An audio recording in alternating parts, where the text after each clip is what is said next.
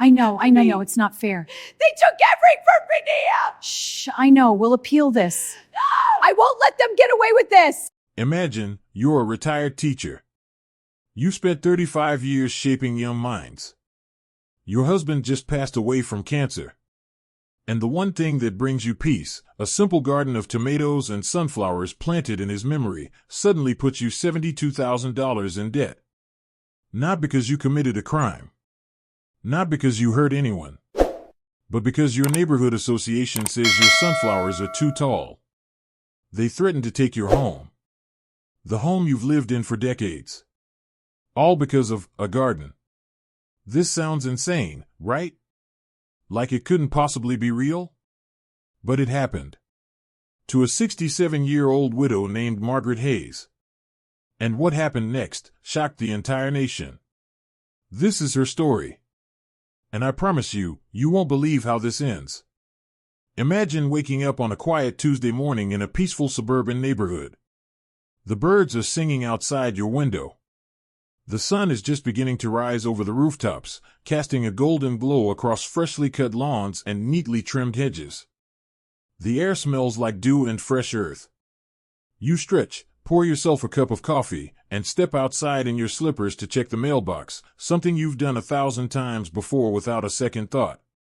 Now imagine reaching into that mailbox and pulling out a single white envelope. It looks official. It feels heavy. Your name is printed in bold letters on the front. There is no friendly greeting, no personal touch. Just your name, your address, and the cold emblem of an organization you barely ever think about, your Homeowners Association. You open it. And the words inside hit you like a freight train. $72,000. Not for a crime. Not for damaging someone's property. Not for breaking any law of the land. No. $72,000 for growing tomatoes, sunflowers, and rose bushes in your own yard. In the garden you built with your own 2 aging hands. In the soil you knelt in every morning because it made you feel alive again after losing the love of your life. That is exactly what happened to Margaret Ellen Hayes, a 67-year-old retired schoolteacher living in the quiet suburban neighborhood of Briar Ridge Estates in North Carolina. And what unfolded after that letter arrived in her mailbox didn't just change her life. It changed the lives of everyone around her. It ignited a firestorm that spread across the internet, across the news, and across the entire country. But before we get to that, let me take you back to the beginning. Let me tell you who Margaret Hayes really was, because understanding her story means understanding the kind of woman who received that letter, and why what happened to her was so deeply, profoundly wrong. Margaret Ellen Hayes was born in 1956 in a small farming town just outside of Asheville, North Carolina. She grew up in a modest home with creaky wooden floors and a wraparound porch that overlooked acres of green rolling hills. Her father was a tobacco farmer. Her mother was a homemaker who spent every spare hour tending to a vegetable garden behind the house. That garden was Margaret's first classroom. Before she ever learned to read or write, Margaret learned how to plant a seed. Her mother taught her how to dig a hole just the right depth, how to space the seeds so they wouldn't crowd each other, how to water gently without disturbing the soil. She learned the names of plants the way other children learned the alphabet. Basil. Rosemary. Thyme. Tomato. Sunflower. Marigold. These weren't just words to Margaret. They were companions. They were memories. They were love. Her mother used to say, "A garden doesn't just feed the body, Maggie. It feeds the soul." Margaret carried those words with her for the rest of her life. She went on to study education at Appalachian State University, graduated with honors, and began teaching 3rd grade at Jefferson Elementary School in 1986. From the very first day she walked into that classroom, Margaret knew she had found her calling. She wasn't just a teacher. She was a nurturer. She was the kind of woman who noticed when a child hadn't eaten breakfast. She was the kind of woman who kept a drawer full of extra gloves and scarves for kids who came to school shivering in the winter. She was the kind of woman who stayed late every single Friday to tutor students who were falling behind, not because she was asked to, but because she couldn't bear the thought of a child feeling lost. For 35 years, Margaret poured every ounce of her energy into that school. She never made a lot of money. Teachers rarely do. But she never complained. She lived simply, saved carefully, and found joy in the small things: a student's smile when they finally understood a math problem, a thank you card from a parent, a quiet evening on the porch with her husband Richard. Richard Hayes was the love of Margaret's life. They met at a church picnic in 1984, married in 1985, and spent the next 33 years building a life together. Richard was a quiet, gentle man who worked as a postal carrier. He wasn't flashy. He wasn't loud. But he was steady, kind, and deeply devoted to Margaret. They bought their home in Briar Ridge Estates in 2010. It was a modest ranch-style house on a corner lot with a big backyard. Margaret loved the yard immediately. She saw potential in every square foot of soil. Richard used to joke that Margaret didn't see a backyard, she saw a canvas. They always talked about what they would do when they both retired. Richard would build a wooden pergola. Margaret would plant a garden. They would spend their mornings together outside, drinking coffee among the flowers, watching the seasons change. It was a simple dream. A beautiful dream. But Richard never got to see it come true. In the spring of 2018, Richard was diagnosed with pancreatic cancer. The diagnosis was devastating.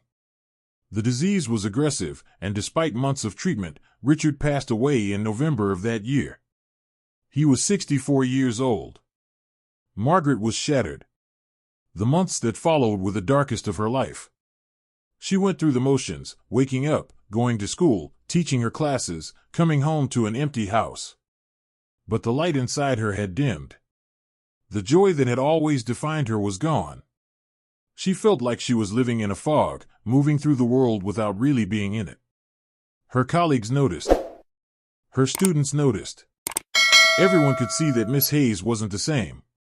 It was during one of those gray, heavy afternoons, sitting alone at the kitchen table, staring at the backyard through the window, that Margaret remembered something her mother had told her decades ago.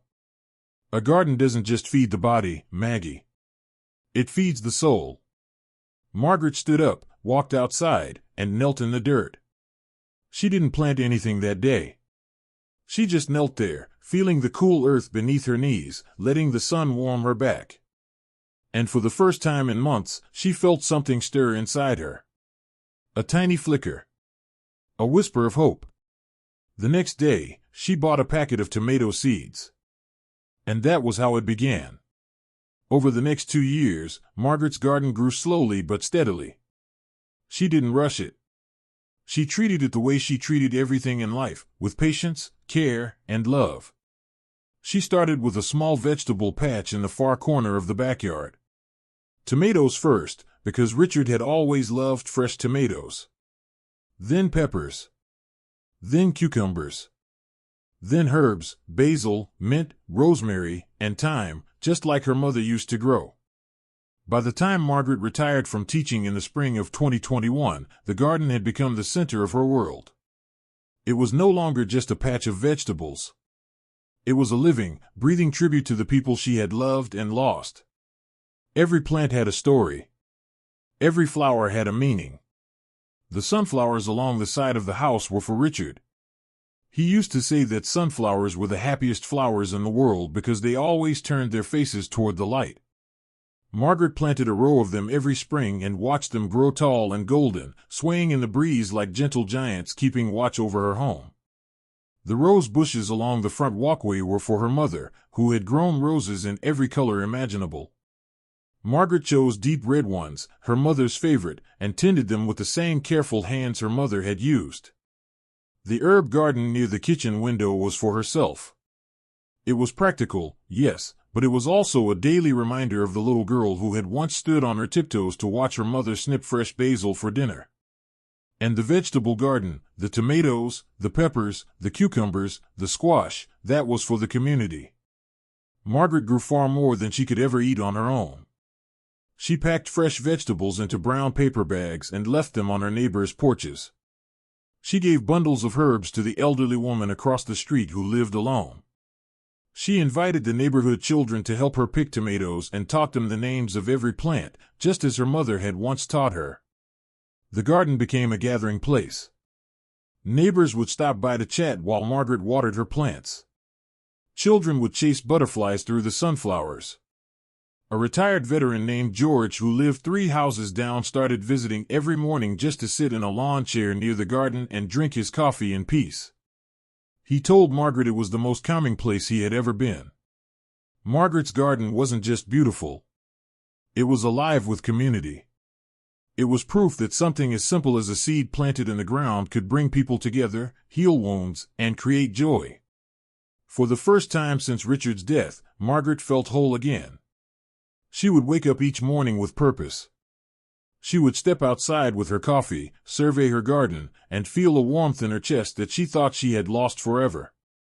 She would talk to the plants sometimes, the way her mother used to. She would whisper to the sunflowers, "Good morning, Richard." She would touch the petals of the roses and say, "These are for you, Mama." It was her sanctuary. Her church. Her classroom without walls. And she had absolutely no idea that it was about to be taken from her. The letter arrived on a Tuesday, March 15, 2022. Margaret would never forget the date. She had been outside that morning, pruning the rose bushes and humming an old hymn to herself. The weather was just beginning to warm, and she could feel spring approaching in the softness of the breeze. She was happy. Truly, deeply happy. She walked to the mailbox around 11 o'clock, still wearing her gardening gloves. She pulled out a small stack of mail, a grocery store flyer, a utility bill, and one white envelope that stood out from the rest. It was from the Briar Ridge Estates Homeowners Association. Margaret frowned slightly. She had lived in the neighborhood for 12 years and could count on one hand the number of times she had received anything from the HOA. She paid her dues on time every year. She kept her house clean and well-maintained. She had never once received a complaint. She tore open the envelope and unfolded the letter inside. The language was stiff and formal, the kind of language that feels designed to intimidate. It referenced section numbers and bylaw codes that meant nothing to her. But the core message was painfully clear. Her garden was in violation of the community's landscaping guidelines. According to the letter, all vegetation visible from the street or from neighboring properties had to be ornamental and pre-approved by the HOA's Architectural Review Committee. Vegetable gardens were classified as agricultural activity and were not permitted in any visible area of the property. Her sunflowers exceeded the maximum allowable height for non-tree vegetation. Her rose bushes had not been submitted for approval. Her herb garden near the kitchen window was visible from the sidewalk and did not conform to the community's aesthetic standards. She was given 30 days to remove all non-compliant vegetation or face daily fines beginning at $50 per day. Margaret read the letter 3 times. Each time, the words felt more surreal. She looked up from the paper and stared at her garden, the sunflowers swaying gently, the roses catching the light, the tomato cages standing ready for the new season. This couldn't be real. She felt a tightness in her chest.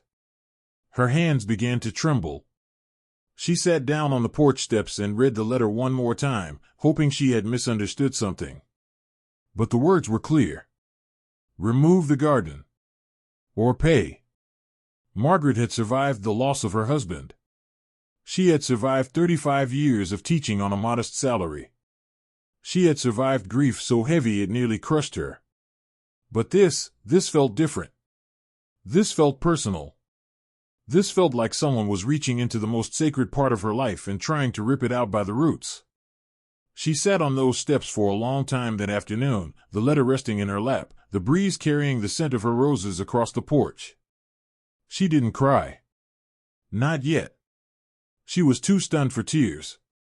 But deep inside, something shifted. Something hardened. Something that had been soft and gentle for 67 years suddenly turned to steel. Margaret Ellen Hayes was not going to remove her garden. Not for $50 a day. Not for $100 a day. Not for $72,000. Not for any amount of money in the world. She didn't know it yet, but that decision, that quiet, stubborn, courageous decision made on a porch step on a Tuesday afternoon, was going to change everything. It was going to expose the abuse of power hiding behind the polished gates of Briar Ridge Estates.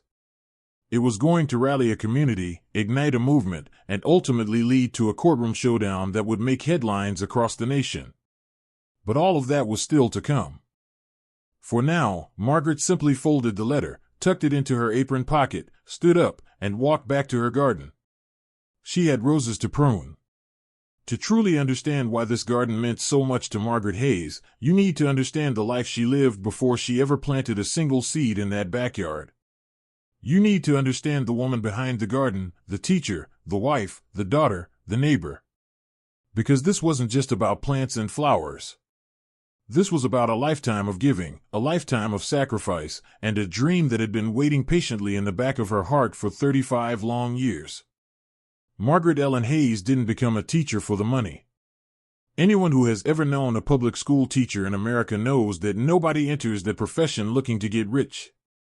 Margaret became a teacher because she believed, truly, deeply, in her bones believed, that every single child deserved someone who would fight for them. Someone who would look them in the eye and say, "You matter. You are smart. You can do anything." She had been that person for thousands of children over the course of her career, and she had never once regretted the choice. Margaret started teaching third grade at Jefferson Elementary School in the fall of 1986. She was 29 years old, freshly married to Richard, full of energy and idealism. The school was located in a working-class neighborhood where many of the families struggled financially. Some of her students came to school hungry. Some wore the same clothes 3 days in a row. Some had parents who worked 2 or 3 jobs just to keep the lights on. Margaret saw all of it. And she refused to look away. From her very first year, she made it her mission to create a classroom that felt like a safe haven. She decorated the walls with bright colors and motivational posters. She filled a bookshelf with donated books so every child could take one home. She kept a basket of granola bars and juice boxes in the corner for students who hadn't eaten breakfast. She bought extra pencils, crayons, notebooks, and glue sticks with her own money because she knew some families couldn't afford supplies. She never told anyone about these things. She never asked for recognition. She just did them, quietly and consistently, year after year after year. Her colleagues used to marvel at her dedication. Other teachers would leave at 3:30 when the final bell rang. Margaret stayed until 5, sometimes 6 o'clock. She ran an after-school reading program on Tuesdays and Thursdays. She organized a winter coat drive every November. She started a small classroom garden on the windowsill where students could grow bean sprouts and learn about the life cycle of plants. That little windowsill garden was a hint of what was to come. Even back then, Margaret understood that growing something from nothing was one of the most powerful lessons a child could learn. She watched their eyes light up when the first green shoots pushed through the soil. She watched them water their tiny plants with the seriousness and focus of little scientists. She watched them cheer when the first leaves unfurled. "You did that," she would tell them. "You made something grow. You created life. Never forget how powerful you are." Those words stayed with many of her students long after they left her classroom. Years later, some of them would come back to visit her, now teenagers, now adults, now parents themselves, and they would tell her that they still remembered the bean sprout garden. They still remembered her words. They still remembered how she made them feel. Margaret collected those memories like treasures. They were worth more to her than any paycheck. But teaching also took its toll. The years were long. The work was exhausting. Margaret gave so much of herself to her students that she often had very little left at the end of the day. She would come home with aching feet, a hoarse voice, and a stack of papers to grade that would keep her up until midnight. Richard understood. He never complained about the late nights or the weekends spent preparing lesson plans. He would have dinner waiting for her when she got home. He would rub her shoulders while she graded papers at the kitchen table. He would bring her a cup of tea and sit beside her in comfortable silence, just being there, just being present. Richard Hayes was not a man of many words. He was a postal carrier who woke up every morning at 5 o'clock, put on his uniform, and walked his route through rain, snow, and summer heat. He was steady. He was reliable. He was the kind of man who showed love not through grand gestures but through the small, consistent acts of kindness that most people overlook. He packed Margaret's lunch every single morning for 33 years. Every single morning. A turkey sandwich, an apple, and a small handwritten note tucked inside the brown paper bag. Sometimes the note said, "I love you." Sometimes it said, "You're amazing." Sometimes it just said, "Have a good day, Maggie." But it was always there. Every single day. Margaret kept every one of those notes. After Richard died, she found a shoebox in his closet filled with notes he had written but never given her, notes for future lunches, notes for birthdays that hadn't happened yet, notes for anniversaries they would never celebrate. One of them, dated for what would have been their 35th wedding anniversary, read, "Maggie, every day with you has been a garden. Thank you for being my sunshine." Margaret sat on the bedroom floor and wept for 2 hours when she found that note. Richard had always talked about retirement. Not in a grand, sweeping way, but in the quiet, hopeful way that hard-working people do. When we retire, he would say, we're going to slow down. We're going to sit on the porch. We're going to build the garden you've always wanted. And we're going to enjoy every single minute of it. He talked about building a pergola in the backyard where they could sit in the shade and watch the sunset. He talked about planting fruit trees, apple and peach, so they could make pies together in the fall. He talked about putting up a bird feeder and learning the names of every bird that visited. These weren't extravagant plans. They were simple, beautiful dreams shared between two people who had spent their entire lives working hard and giving to others. The garden wasn't just a hobby for them. It was a promise. A shared vision of the life they would build together when the working years were finally behind them. But life, as it so often does, had other plans. Richard was diagnosed with pancreatic cancer in April of 2018. The news came suddenly and without warning. He had been feeling tired for a few weeks, and Margaret had urged him to see a doctor. The doctor ordered some tests. The tests came back. And just like that, everything changed. Pancreatic cancer is one of the most aggressive and deadly forms of cancer. The survival rate is devastatingly low. Richard's doctors were honest with him. They told him the cancer had already spread. They told him they would do everything they could, but they also told him to prepare. Margaret refused to give up hope. She drove Richard to every appointment. She sat beside him during every chemotherapy session, holding his hand, reading to him from his favorite books, telling him stories about her students to make him laugh. She researched treatments. She consulted specialists. She prayed every night with a ferocity she hadn't felt since she was a child kneeling beside her mother. But the cancer didn't care about hope. It didn't care about love. It didn't care about the dreams of two good people who had spent their lives serving others. Richard passed away on November 12, 2018. He was 64 years old.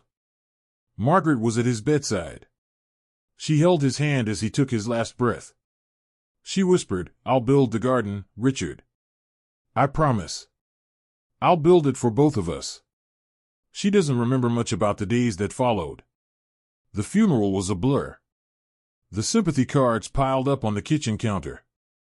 The casseroles from neighbors filled the refrigerator. People came and went, offering kind words and warm embraces, and Margaret smiled and thanked them and said she was doing fine. But she wasn't fine. She was drowning. The house felt enormous without Richard. Every room echoed with his absence. His chair at the kitchen table sat empty. His shoes still sat by the front door. His side of the bed remained untouched, the pillow still holding the faint impression of his head. Margaret continued teaching because she didn't know what else to do. She showed up every morning, taught her lessons, smiled at her students, and pretended that everything was normal. But inside, she was crumbling. The joy that had always been her defining trait, the warmth, the energy, the spark that made her students adore her, had faded to a dim, flickering ember. Her principal noticed. Her colleagues noticed. Her students noticed. The children could feel that something was different about Miss Hayes. She still hugged them. She still praised them. But there was a sadness behind her eyes that hadn't been there before. Margaret pushed through. One day at a time. One lesson at a time. One forced smile at a time. She told herself that the grief would ease. That time would heal. That eventually, the weight on her chest would lift and she would be able to breathe again. But the weight didn't lift. Not for a long time. It was in the late summer of 2019, nearly a year after Richard's death, that something finally shifted. Margaret was sitting at the kitchen table on a Saturday afternoon, staring out the window at the backyard. It was August, and the yard was overgrown with weeds. The grass hadn't been mowed in weeks. The fence was starting to lean. It looked abandoned, neglected, forgotten, a reflection of how Margaret felt inside. She stared at that yard for a long time. And then, without really thinking about it, she heard her mother's voice in her head. Clear as a bell. Warm as sunlight. A garden doesn't just feed the body, Maggie. It feeds the soul. Margaret closed her eyes. She could see her mother standing in the garden behind their farmhouse, her hands covered in soil, her face glowing with quiet satisfaction. She could smell the basil and the tomatoes. She could feel the cool earth between her fingers. And then she heard Richard's voice, too. Soft and steady, the way it always was. When we retire, Maggie, we're going to build that garden. Margaret opened her eyes. She looked at the overgrown yard. She looked at the weeds, the tangled grass, the neglected soil. And for the first time in almost a year, she felt something other than grief. She felt determination. She stood up from the table, walked to the garage, and found a pair of old gardening gloves. They were dusty and stiff from years of disuse. She pulled them on, grabbed a small hand trowel, and walked into the backyard. She didn't do much that first day. She pulled a few weeds. She turned over a small patch of soil near the back fence. She knelt in the dirt and let the earth press cool against her knees. She stayed out there for an hour, maybe two, just being present. Just breathing. When she finally went back inside, her hands were dirty, her knees were sore, and her back was aching. But something inside her felt lighter. Something had cracked open, not in a painful way, but in the way that a seed cracks open when it's ready to grow. The next day, she went to the garden center and bought a packet of tomato seeds. And that was the true beginning. Over the months that followed, Margaret's garden grew the way all great things grow, slowly, imperfectly, and with tremendous love. She started with that small patch near the back fence. Just tomatoes at first. She planted them the way her mother had taught her, spacing them carefully, watering them gently, speaking to them softly as if they were children in her classroom. She checked on them every morning before sunrise and every evening before bed. When the first green shoots appeared, Margaret cried. She stood in the backyard in her bathrobe and slippers, tears streaming down her face, watching those tiny green sprouts push through the dark soil. It was the most beautiful thing she had seen in over a year. She expanded slowly. Peppers came next, then cucumbers. She built a small raised bed near the side of the house and planted herbs, basil, rosemary, mint, and thyme. She dug a narrow bed along the front walkway and planted rose bushes, deep red ones, like her mother's. And then came the sunflowers. Margaret planted them along the side of the house, in a long row that stretched from the front yard to the back. She chose the tallest variety she could find, mammoth sunflowers that could grow 10 or 12 feet high. She wanted them to be visible. She wanted them to stand tall and proud and golden, like beacons of joy in a world that sometimes felt too heavy. She planted them for Richard, because he had always said that sunflowers were the happiest flowers in the world. By the time Margaret retired from Jefferson Elementary in May of 2021, the garden had become extraordinary. It was no longer just a few plants in the backyard. It was a full, vibrant, living ecosystem that covered nearly every inch of her property. The backyard was a patchwork of vegetable beds, herb gardens, and flower patches. The side yard was lined with towering sunflowers that swayed in the wind like dancers. The front walkway was bordered by rose bushes that bloomed in waves of crimson and gold. Butterflies visited every day. Bees hummed among the flowers. Birds nested in the sunflower stalks. A family of rabbits made their home under the back fence and came out each evening to nibble on clover in the grass. The yard was alive in a way that nothing else in Margaret's life had been since Richard died. Margaret's retirement was quiet. There was no big party, no grand celebration. The school held a small luncheon in the cafeteria. Her colleagues gave speeches. Her students gave her handmade cards. The principal presented her with a framed certificate thanking her for 35 years of dedicated service. Margaret smiled, thanked everyone, and drove home alone. She didn't feel sad. She didn't feel lost, the way she feared she might. Because for the first time in her life, she had something waiting for her at home that was entirely her own. Not a classroom. Not a curriculum.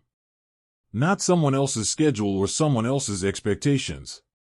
Just the garden. From that day forward, Margaret's life followed a new rhythm. She woke up each morning at dawn, brewed a pot of coffee, and stepped outside to greet the day. She walked through the garden slowly, inspecting each plant, checking for pests, testing the soil moisture with her fingers. She talked to the plants the way she used to talk to her students, with encouragement, with patience, with love.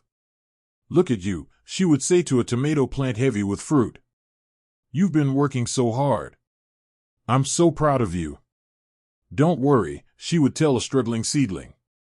"You just need a little more time. I believe in you." It was silly, perhaps. But it brought her joy.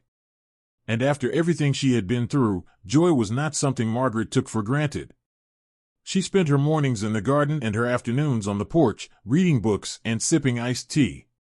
She started keeping a garden journal, recording what she planted, when it bloomed, how much it yielded. She sketched pictures of her flowers in colored pencil. She pressed dry petals between the pages. But Margaret's garden wasn't just for her.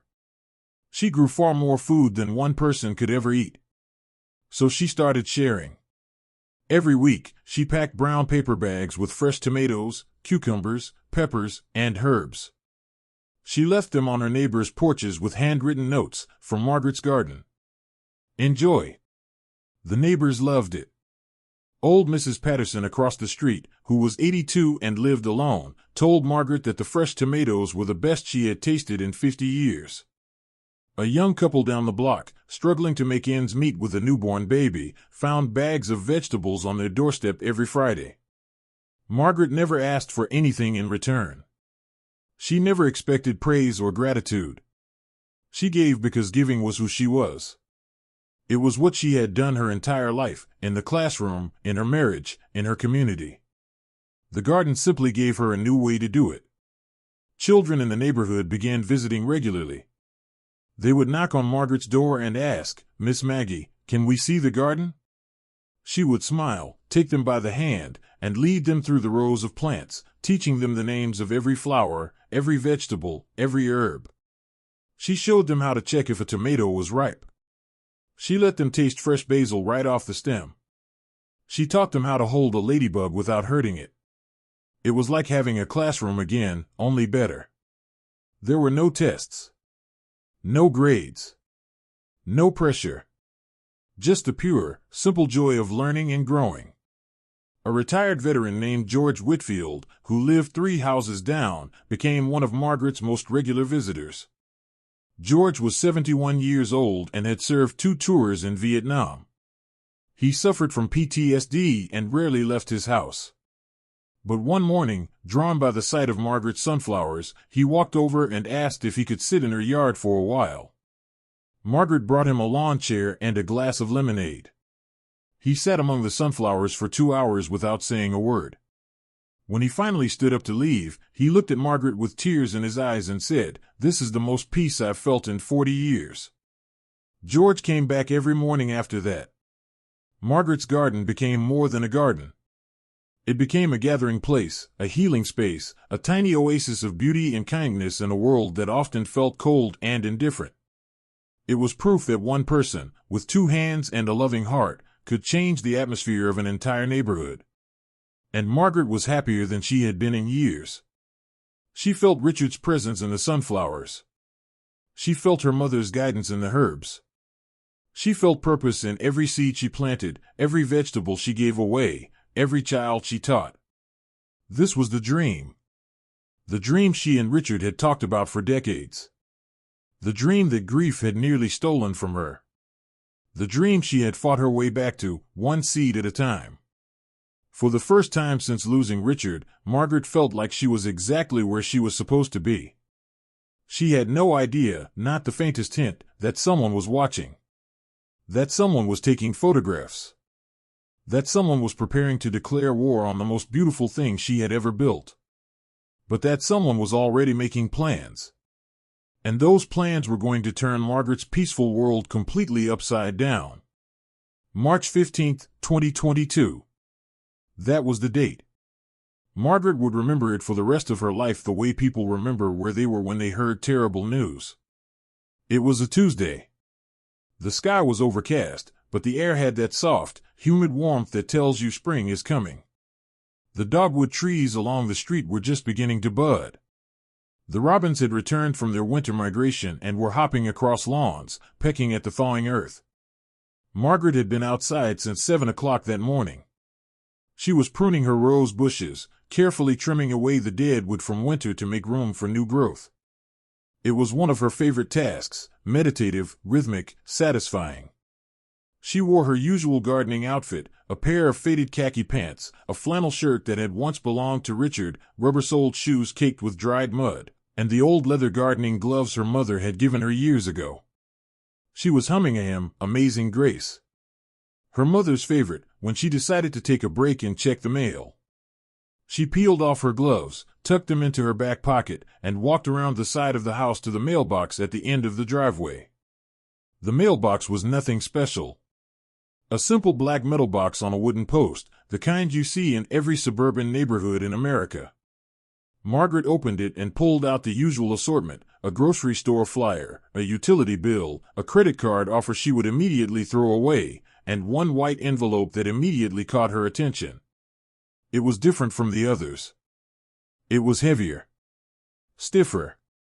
The paper was high quality, the kind used for official correspondence. Her name and address were printed in a formal font. In the upper left corner was a logo she recognized but rarely thought about, the emblem of the Briar Ridge Estates Homeowners Association. A small shield with 2 oak leaves and the letters HOA underneath. Margaret frowned. She couldn't remember the last time she had received anything from the HOA other than the annual dues notice, which she always paid promptly. She paid her dues every January without fail. She kept her property clean and well-maintained. She had never once received a complaint about anything, not her lawn, not her house, not her car, not anything. She walked back to the porch, sat down on the top step, and tore open the envelope. Inside was a single sheet of paper, folded into thirds. She unfolded it carefully and began to read. The letter was dated March 14, 2022, just one day earlier. It was addressed to Ms. Margaret E. Hayes, homeowner, 4817, Briar Ridge Lane. There was no Dear Margaret. No Dear Ms. Hayes. Just her name, her address, and a subject line printed in bold capital letters. Notice of landscaping violation, immediate action required. Margaret's stomach tightened. She read on. The letter stated that during a recent community inspection conducted by the HOA's Architectural Review Committee, her property had been found to be in violation of multiple sections of the Briar Ridge Estates Community Standards and Landscaping Guidelines, as amended January 2022. Margaret paused at those words. As amended January 2022. She didn't recall hearing about any amendments. She hadn't received any notification about changes to the landscaping rules. She hadn't been invited to any meeting where such changes were discussed. But the letter referenced specific section numbers, Section 4.7, Section 4.12, Section 5.3, as if they were well-established laws that everyone should know. She continued reading. The violations listed were as follows. Violation 1. The presence of agricultural vegetation, specifically tomato plants, pepper plants, cucumber vines, and squash, in areas visible from adjacent properties. According to the amended guidelines, vegetable gardens were classified as agricultural activity and were not permitted in any area of the property that could be viewed from the street, sidewalk, or neighboring lots without prior written approval from the Architectural Review Committee. Violation 2. The presence of non-ornamental herbaceous plants, specifically basil, rosemary, mint, and thyme, in the side yard adjacent to the kitchen window.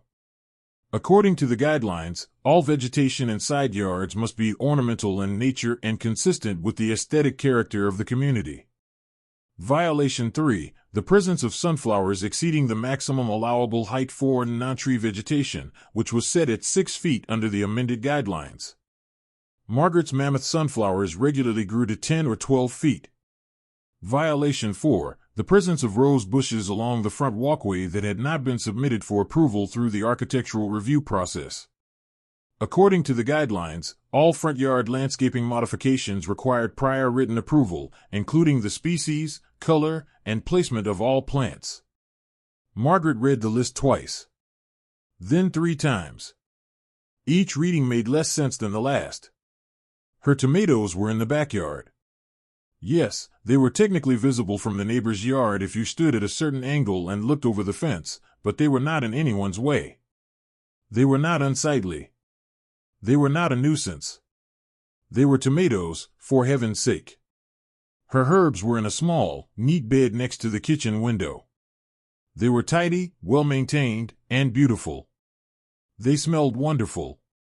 They attracted butterflies. How could basil and rosemary be classified as non-ornamental?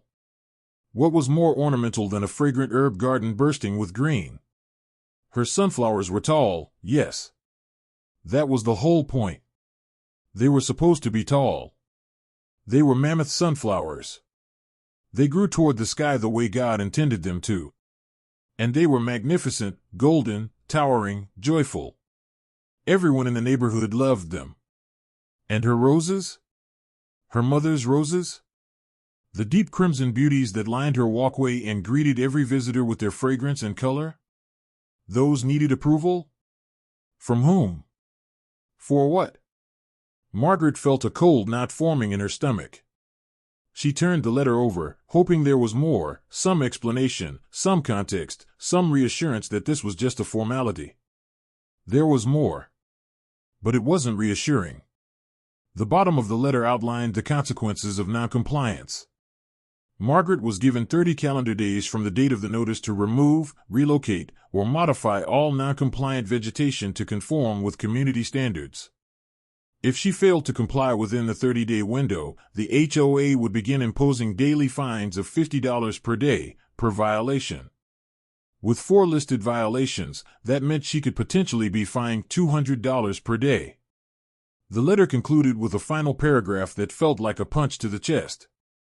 Failure to resolve the above violations and/or failure to pay assessed fines may result in additional enforcement actions, including but not limited to the placement of a lien on the property. The Briar Ridge Estates Homeowners Association reserves all rights under the community's governing documents and applicable state law. A lien on her property. They were threatening to put a lien on her home. The home she and Richard had bought together. The home where she had grieved, healed, and rebuilt her life. The home where she had planted the garden that saved her. Margaret set the letter down on the porch step beside her. She stared at her garden, the sunflowers standing tall along the side of the house, the roses glowing crimson in the gray morning light, the herb bed green and fragrant near the kitchen window, the vegetable beds in the backyard where tomato cages stood ready for the coming season. She sat there for a very long time. The rest of that day passed in a fog. Margaret went inside, made herself a cup of tea she didn't drink, and sat at the kitchen table staring at the letter. She read it again. And again. And again. Each time, she hoped the words would somehow change. They didn't. She tried to make sense of the timeline. The letter referenced guidelines as amended January 2022. That was barely 2 months ago. Margaret had started her garden in 2019, 3 years before these amendments were supposedly adopted. When she planted her tomatoes, her sunflowers, her roses, and her herbs, there were no rules against them. She had checked the original HOA guidelines when she first moved in, and they were simple and reasonable. Keep your lawn mowed, don't let your house fall into disrepair, don't paint your exterior an outrageous color. Nothing about vegetable gardens. Nothing about sunflower height. Nothing about sunflower height. Nothing about herb beds. How could they change the rules after the fact and then punish her for something she did before the rules existed? Margaret was not a lawyer. She was not a political activist. She was a retired third-grade teacher who wanted to grow tomatoes in peace. But even she could sense that something about this was deeply, fundamentally wrong. That evening, she called her neighbor Priya Sharma to ask if she had received a similar notice. Priya had not. Margaret then called old Mrs. Patterson across the street. No notice. She called George Whitfield, the veteran who sat in her garden every morning. George hadn't received anything either. He was outraged on Margaret's behalf. "That's your garden, Maggie," George said, his voice tight with anger. "You built it. You tend it. Nobody has the right to tell you to tear it down. Nobody." Margaret thanked him for his support but didn't sleep well that night. She lay in bed staring at the ceiling, the letter sitting on her nightstand like a coiled snake. She could hear the wind outside rustling through the sunflowers, and the sound that usually brought her comfort now filled her with dread. The next morning, Margaret did something she had rarely done in 12 years of living in Briar Ridge Estates. She called the HOA office. The HOA maintained a small administrative office in a strip mall about 2 miles from the neighborhood. It was staffed by a part-time office manager named Linda Holt, a pleasant enough woman in her 50s who handled dues collection, meeting scheduling, and general correspondence. Linda answered the phone on the third ring. "Briar Ridge Estates Homeowners Association, this is Linda." "Linda, this is Margaret Hayes on Briar Ridge Lane. I received a violation notice yesterday and I'm hoping you can help me understand it." There was a brief pause on the other end of the line. Margaret could hear papers shuffling. "Yes, Mrs. Hayes. I see your file here. What questions do you have?" Margaret took a deep breath and explained her situation. She told Linda that her garden had been in place for 3 years, that she had never received any prior complaints, and that she didn't understand how rules that were apparently changed in January could apply to plants she had been growing since 2019. She asked if there was some kind of mistake. Linda was polite but careful with her words. She spoke the way people speak when they are following a script they didn't write and don't fully agree with. "Mrs. Hayes, I understand your concern. The board did adopt some amendments to the landscaping guidelines at their January meeting. The amendments were posted on the community bulletin board at the entrance and were included in the January newsletter." Margaret frowned. She didn't read the newsletter. She wasn't even sure she received it. And the community bulletin board was a small cork board inside a glass case near the neighborhood entrance that nobody ever looked at. "Linda, I've been growing this garden for 3 years. Nobody ever told me there was a problem. Why is this coming up now?" Another pause. More paper shuffling. "Mrs. Hayes, I'm not really able to speak to the board's decisions. I can tell you that the new board has been conducting community inspections to ensure compliance with the updated guidelines. Your property was flagged during one of those inspections." "Flagged by whom?" Margaret asked. "I'm not able to share that information, Mrs. Hayes. But I can tell you that the notice was reviewed and approved by the board president before it was sent." The board president. Margaret didn't even know who the current board president was. She had never attended an HOA meeting. She had never felt the need to. The previous board had been reasonable, hands-off, and largely invisible. They collected dues, maintained the common areas, and left people alone. That was exactly how Margaret liked it. "Who is the board president?" Margaret asked. "Mr. Donald Crenshaw," Linda replied. "He was elected in January." Margaret didn't recognize the name. She thanked Linda and asked what she could do to contest the violation. Linda's answer was not encouraging. "You can submit a written appeal to the board within 15 days of receiving the notice. The board will review your appeal at their next scheduled meeting and issue a written decision. But Mrs. Hayes, I want to be honest with you, the board has been very firm about enforcing the new guidelines. I would encourage you to consider making the changes they've requested." Margaret felt a flash of heat rise in her chest. Making the changes they requested. In plain language, that meant ripping out her garden, pulling up her roses, cutting down her sunflowers, tearing out her herbs, removing the tomato plants that she had nurtured from seed every spring since Richard died. "Linda," Margaret said quietly, "this garden is all I have. My husband and I dreamed of building it together. He passed away before he could see it. I built it for him. I can't just tear it out." There was a long silence on the other end of the line. When Linda finally spoke, her voice was softer, more human. "I understand, Mrs. Hayes. I really do. I've driven past your garden. It's beautiful. I wish I could do more. But the board makes the decisions, and I just carry them out. I'm sorry." Margaret thanked her again and hung up. She sat at the kitchen table for a long time after that phone call. The tea in her cup had gone cold. The clock on the wall ticked steadily, the only sound in the empty house. Then she did something that surprised even herself. She pulled a fresh sheet of paper from the drawer, picked up a pen, and began to write. Margaret's appeal letter was not written by a lawyer. It was not filled with legal arguments or citations of case law. It was written by a retired schoolteacher with a broken heart and a stubborn spirit, and it was one of the most powerful letters the Briar Ridge Estates HOA had ever received. She wrote about Richard.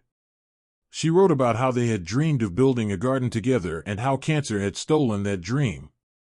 She wrote about planting the first tomato seeds in the summer of 2019, kneeling in the soil with tears running down her face, whispering to her dead husband that she would build the garden for both of them.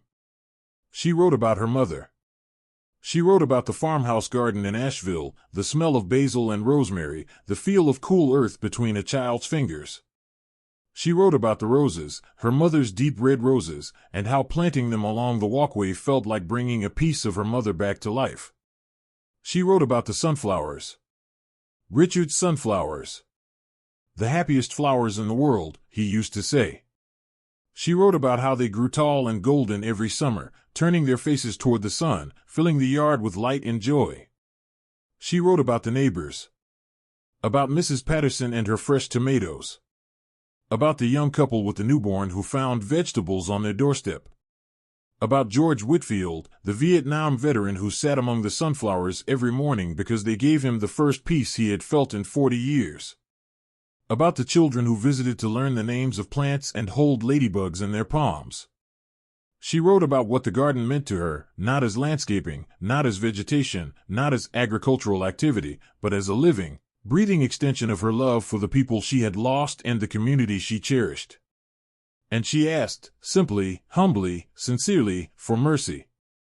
"I am not asking to break the rules," she wrote. "I am asking you to see that some things are more important than rules. This garden is not a violation. It is a gift, to my husband's memory, to my mother's legacy, and to every neighbor who has found joy in it. Please do not take it away." She signed the letter, sealed it in an envelope, and mailed it the next morning. 2 weeks later, Margaret received the board's response. It arrived in the same kind of stiff white envelope. The same cold, formal letterhead. The same impersonal font. The board had reviewed her appeal and found it to be without merit. The letter stated that the community's landscaping guidelines applied equally to all homeowners and that no individual exceptions could be granted regardless of personal circumstances. The board acknowledged Margaret's sentimental attachment to her garden but stated that emotional considerations cannot supersede the community's established standards. The 30-day compliance window, the letter noted, had already begun. Margaret had 16 days remaining to remove all non-compliant vegetation. If she failed to do so, daily fines would commence on April 14, 2022. The letter was signed by Donald Crenshaw, President, Briar Ridge Estates Homeowners Association. Margaret read the letter standing at the mailbox. She read it once. She folded it neatly. She walked inside. She placed it on the kitchen table next to the original violation notice. Then she walked back outside, knelt in her garden, and began watering her tomatoes. She was not going to remove a single leaf. She was not going to dig up a single root. She was not going to cut down a single sunflower. If they wanted to find her, they could find her. If they wanted to threaten her, they could threaten her. If they wanted to take her to court, she would see them there. Margaret Ellen Hayes had spent her entire life being kind, being patient, being accommodating. She had given everything she had to her students, to her husband, to her community. She had asked for almost nothing in return. And now, the one thing she had asked for, the one small, beautiful dream she had fought so hard to build, was being ripped from her hands by a man she had never met, and forcing rules she had never agreed to, for reasons she could not understand. Something deep inside Margaret shifted that day. The softness was still there, it always would be. But underneath it, a layer of iron had formed. A quiet, unshakable resolve. She would not give up her garden. Not today. Not tomorrow. Not ever. And what happened next, when the fines began to pile up and the stakes grew higher than Margaret could have ever imagined, would test that resolve in ways she never saw coming. Every story has a villain. Not every villain wears a cape or carries a weapon. Some villains wear polo shirts and khaki pants. Some villains carry clipboards and tape measures. Some villains hide behind bylaws and community guidelines, using rules as weapons and authority as armor.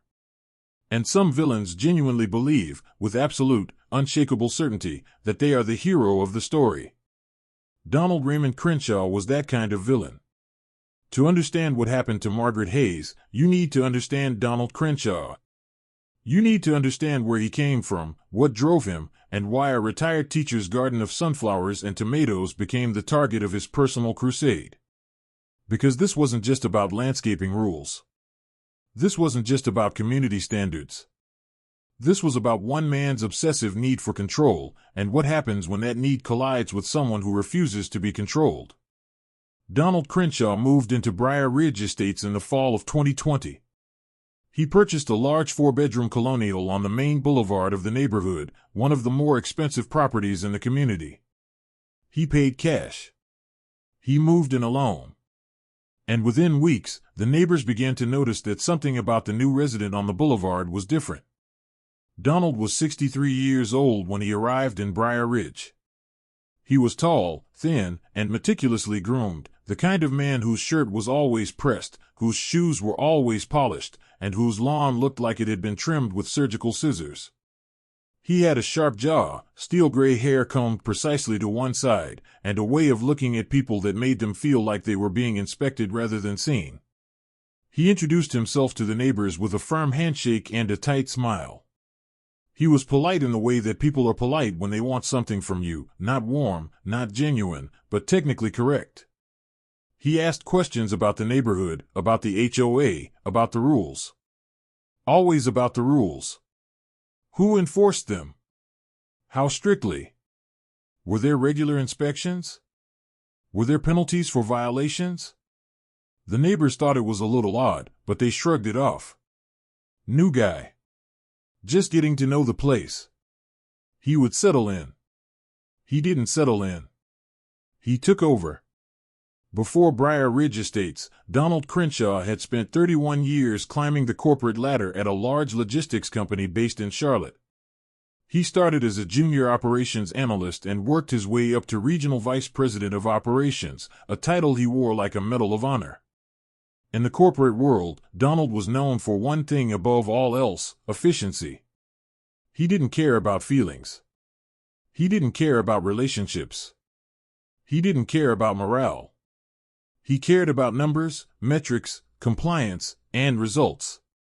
He ran his division the way a drill sergeant runs a barracks, with rigid structure, zero tolerance for deviation, and an unwavering belief that rules existed to be followed without question. His employees feared him. Not respected him, feared him. Donald was the kind of manager who would write someone up for arriving 2 minutes late. He once fired a warehouse supervisor for allowing workers to take an extra 5 minutes on their lunch break during a heat wave. He implemented a dress code so strict that employees were reprimanded for wearing the wrong shade of navy blue. He called it maintaining standards. Everyone else called it something less flattering. Donald retired from the company in early 2020, not because he wanted to, but because the company wanted him to. A new CEO had taken over and was restructuring the executive team. Donald was offered a generous severance package and a polite but firm suggestion that it was time to move on. He accepted the money but never accepted the rejection. Being pushed out of the company he had dedicated 3 decades to left a wound that never fully healed. He sold his condo in Charlotte, bought the house in Briar Ridge Estates, and moved in with a chip on his shoulder and a desperate need for something to control. He found it almost immediately. Donald's first few months in the neighborhood were a period of observation. He walked the streets every morning at precisely 6:30, rain or shine, studying the properties like a building inspector preparing a report. He noticed everything. Every crack in a driveway. Every faded mailbox. Every patch of crabgrass in a lawn. Every garbage can left out an hour too long. Every basketball hoop, every garden gnome, every wind chime, every slightly chipped fence post. He didn't say anything at first. He just watched. And he took notes. Donald kept a small leather notebook, the kind with a magnetic clasp, and he carried it with him on every walk. He wrote down addresses, dates, and detailed descriptions of what he considered violations. He took photographs with his phone. He measured things. Literally measured things. He owned a retractable tape measure that he carried in his back pocket, and neighbors occasionally spotted him crouching near someone's lawn, extending the tape along the edge of the grass to check if it exceeded some imaginary acceptable height. One neighbor, a young father named Marcus Webb, saw Donald measuring the height of his front hedge one Saturday morning and walked out to ask what he was doing. "Just checking," Donald said without looking up. "Your hedge is about 3 inches over the recommended height." Marcus stared at him. "Recommended by whom?" Donald looked up, smiled his tight smile, and said, "The community guidelines. You should read them." Marcus went inside, shaking his head. He told his wife that the new guy on the boulevard was a piece of work. That turned out to be the understatement of the century. The Briar Ridge Estates HOA had existed since the neighborhood was built in the early 1990s. For most of its history, it had been run by a rotating cast of well-meaning residents who served on the board out of a sense of civic duty and a mild interest in keeping the neighborhood looking decent. The meetings were short, attendance was sparse, and the board's primary functions were collecting dues, maintaining the common areas, a small park, a community mailbox station, and a retention pond, and occasionally reminding someone to mow their lawn. The previous board president, a retired accountant named Harold Simmons, had served for 6 years. Harold was easygoing, approachable, and firmly believed that the best HOA was one that stayed out of people's business unless absolutely necessary. Under his leadership, the board rarely issued violations and never imposed fines. If someone's yard was getting out of hand, Harold would walk over, knock on their door, and have a friendly conversation about it. Problem solved. Harold stepped down in December of 2021, citing health reasons. He had been diagnosed with early-stage Parkinson's disease and felt he could no longer fulfill his duties effectively. He sent a letter to all residents announcing his resignation and calling for nominations for a new board president. Only one person nominated themselves: Donald Crenshaw. Nobody ran against him. Nobody even considered it. Most residents didn't care enough about the HOA to get involved. They paid their dues, kept their yards reasonably tidy, and went about their lives. The HOA was an afterthought, a minor administrative detail that had no real impact on their daily existence. So Donald won by default. He was elected board president at the January 2022 meeting, attended by exactly 11 people out of a neighborhood of over 200 households. He gave a short acceptance speech in which he promised to restore order, maintain property values, and hold every homeowner accountable to the standards that make this community great. The 11 people in attendance clapped politely and went home. They had no idea what they had just unleashed. Donald's first act as board president was to convene a special session of the board to review and amend the community's governing documents. He had spent weeks studying the existing bylaws and landscaping guidelines, and he found them, in his words, woefully inadequate. The existing guidelines were simple. Keep your lawn mowed. Don't let your house fall into visible disrepair. Don't store junk in your front yard. Don't paint your home exterior an unapproved color without checking with the board first. Basic, reasonable rules that most homeowners followed without even thinking about them. Donald wanted more. Much more. He drafted a comprehensive set of amendments to the landscaping guidelines that read more like a military field manual than a neighborhood rule book. The amendments covered everything from the acceptable height of hedges, no more than 4 feet for front yard hedges, no more than 6 feet for side yard hedges, to the approved species of grass, only Bermuda, fescue, or zoysia, to the maximum number of decorative items permitted in a front yard, no more than 3. But the most significant amendments, the ones that would change Margaret Hayes' life, dealt with vegetation. Under Donald's new rules, all vegetable gardens were classified as agricultural activity and were prohibited in any area of a homeowner's property that was visible from the street, sidewalk, or any neighboring property. Herb gardens were classified as non-ornamental herbaceous plants and were subject to the same restrictions. All front yard and side yard landscaping modifications, including the planting of flowers, shrubs, and decorative plants, required prior written approval from the Architectural Review Committee. And no non-tree vegetation could exceed 6 feet in height without a special variance approved by the board. Donald presented these amendments at the January board meeting and called for a vote.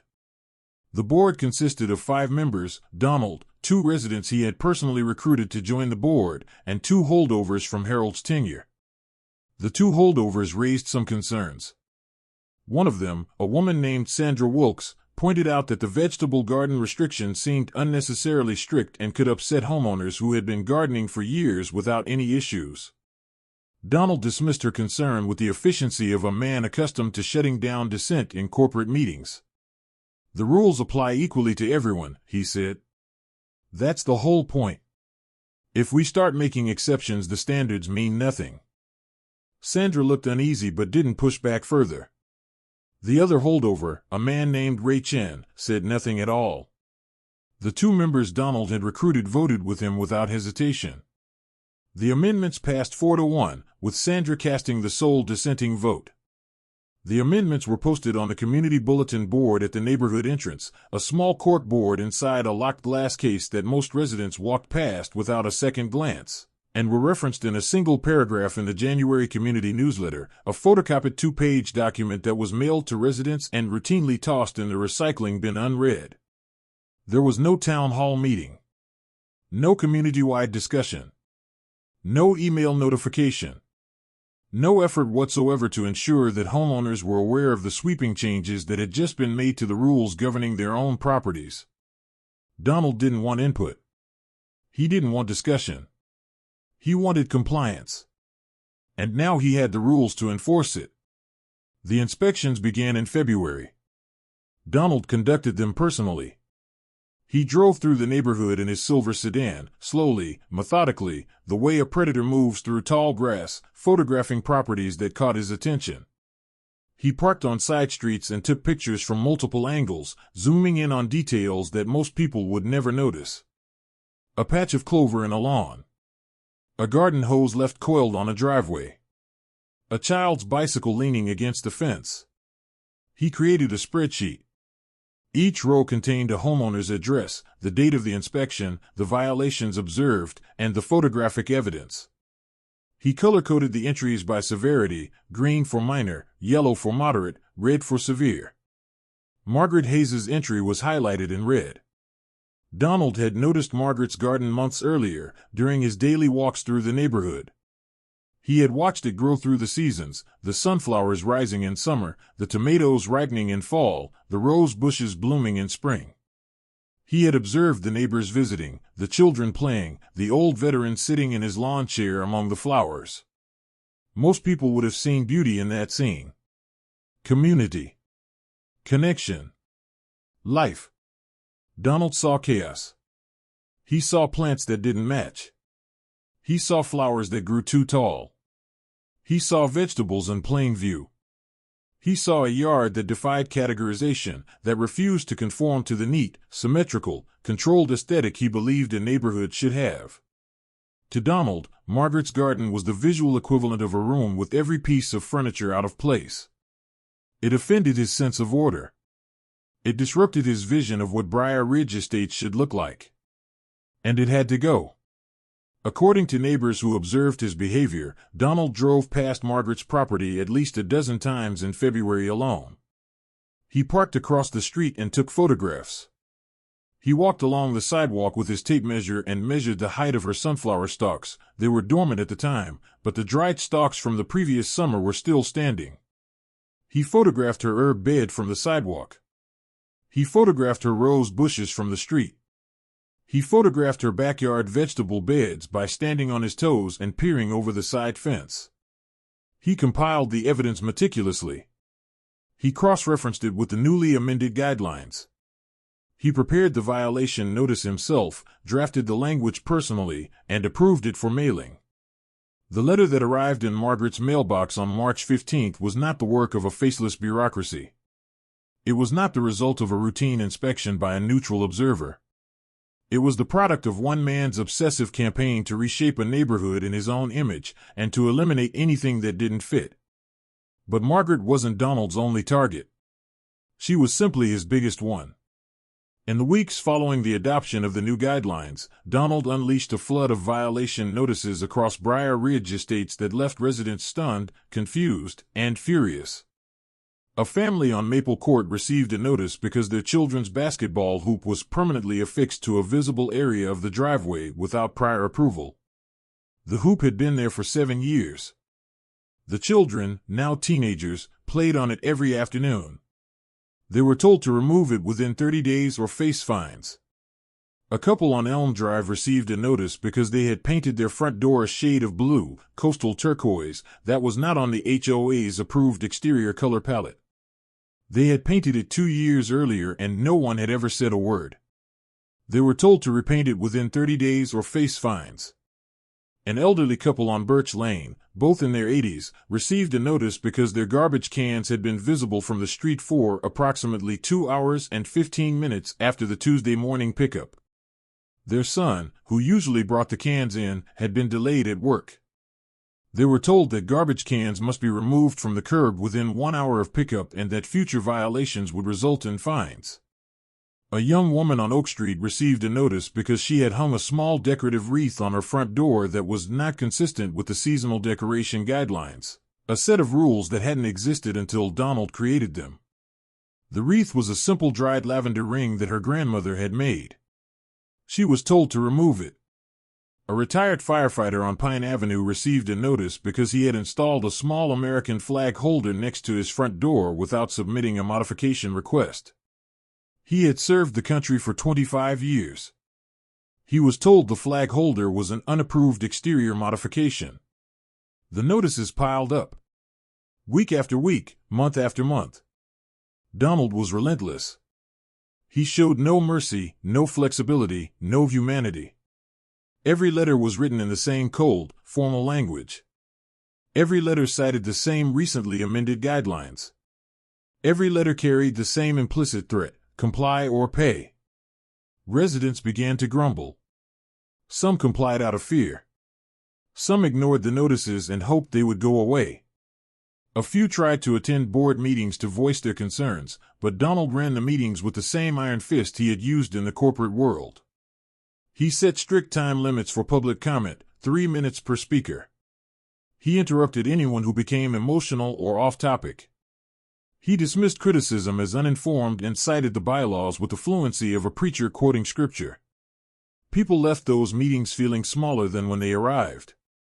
But there was something about Margaret's garden that particularly bothered Donald. Something beyond the rule violations. Something personal.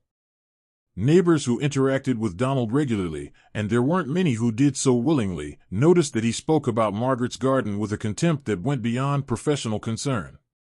He didn't just see it as a violation. He seemed to see it as an affront. One neighbor, Marcus Webb, the same man who had caught Donald measuring his hedge, overheard Donald talking on his phone one afternoon while walking past his house. Donald was speaking to someone on the board, presumably one of his allies, and his words were sharp and dismissive. "Have you seen that mess on Briar Ridge Lane?" Donald said. "It looks like a roadside farm stand.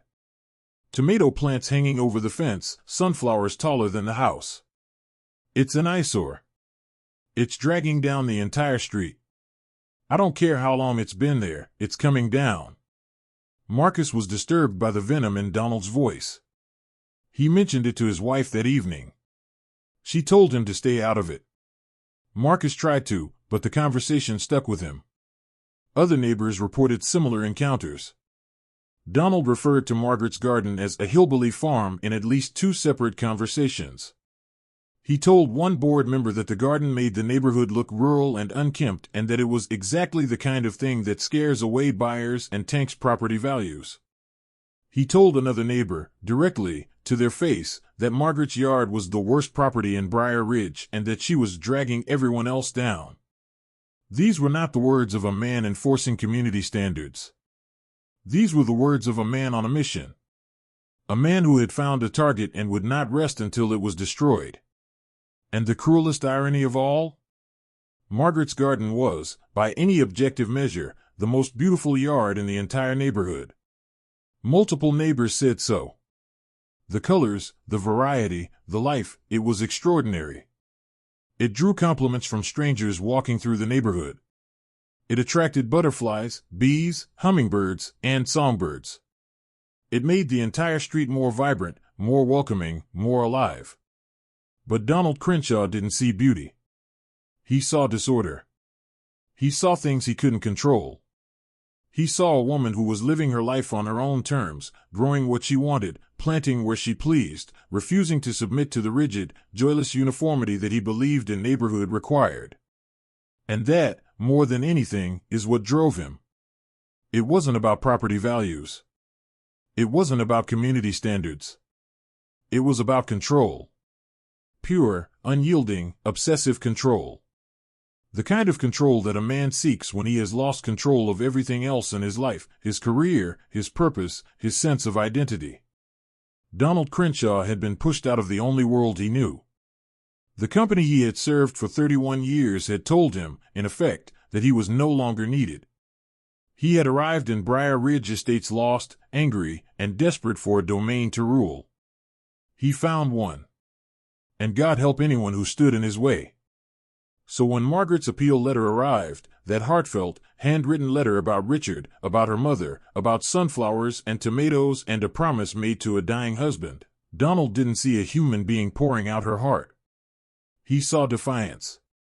He saw a homeowner who had been given a direct order and had chosen to disobey. And defiance was the one thing Donald Crenshaw could never tolerate. He stamped the appeal denied, signed the rejection letter himself, and placed it in the outgoing mail with the same cold efficiency he had once used to sign termination papers. Margaret Hayes was now officially in his crosshairs. And he had no intention of letting up. The fines were coming. The pressure was building. And the quiet, peaceful life that Margaret had built for herself in the aftermath of unimaginable loss was about to be shattered by a man who mistook cruelty for order and power for purpose. But Donald Crenshaw had made a critical mistake. A mistake that men like him always make. He had underestimated Margaret Hayes. He had looked at her and seen a soft, aging, grief-stricken woman who would eventually break under pressure and comply. He had no idea who he was dealing with. April 14, 2022. That was the day the fines began. That was the day the clock started ticking on Margaret Hayes' financial destruction. That was the day a $72,000 nightmare officially began, one $50 fine at a time. Margaret woke up that morning the same way she had woken up every morning since Richard died. She lay in bed for a few moments, staring at the ceiling, feeling the familiar ache of his absence. Then she rose, put on her slippers, and walked to the kitchen to make coffee. She stood at the window while the pot brewed, looking out at her garden. The early morning light was soft and golden. The sunflower stalks from the previous year had been cleared away, but new shoots were already pushing through the soil, reaching for the sky. The rose bushes along the walkway were beginning to bud. The tomato cages stood ready, waiting for the seedlings she had been nurturing indoors. It was peaceful. It was beautiful.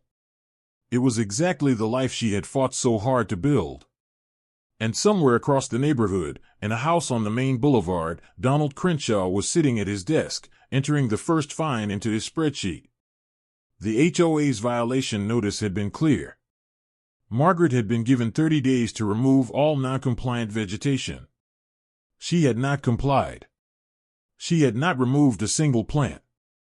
She had not cut a single stem. She had not dug up a single root. She had written her appeal, poured her heart onto the page, and watched it be rejected without a second thought. And now the 30 days were up. Under the amended guidelines that Donald had pushed through in January, the HOA was authorized to impose daily fines for ongoing violations. The fine structure was tiered. The first 30 days of noncompliance carried a fine of $50 per day.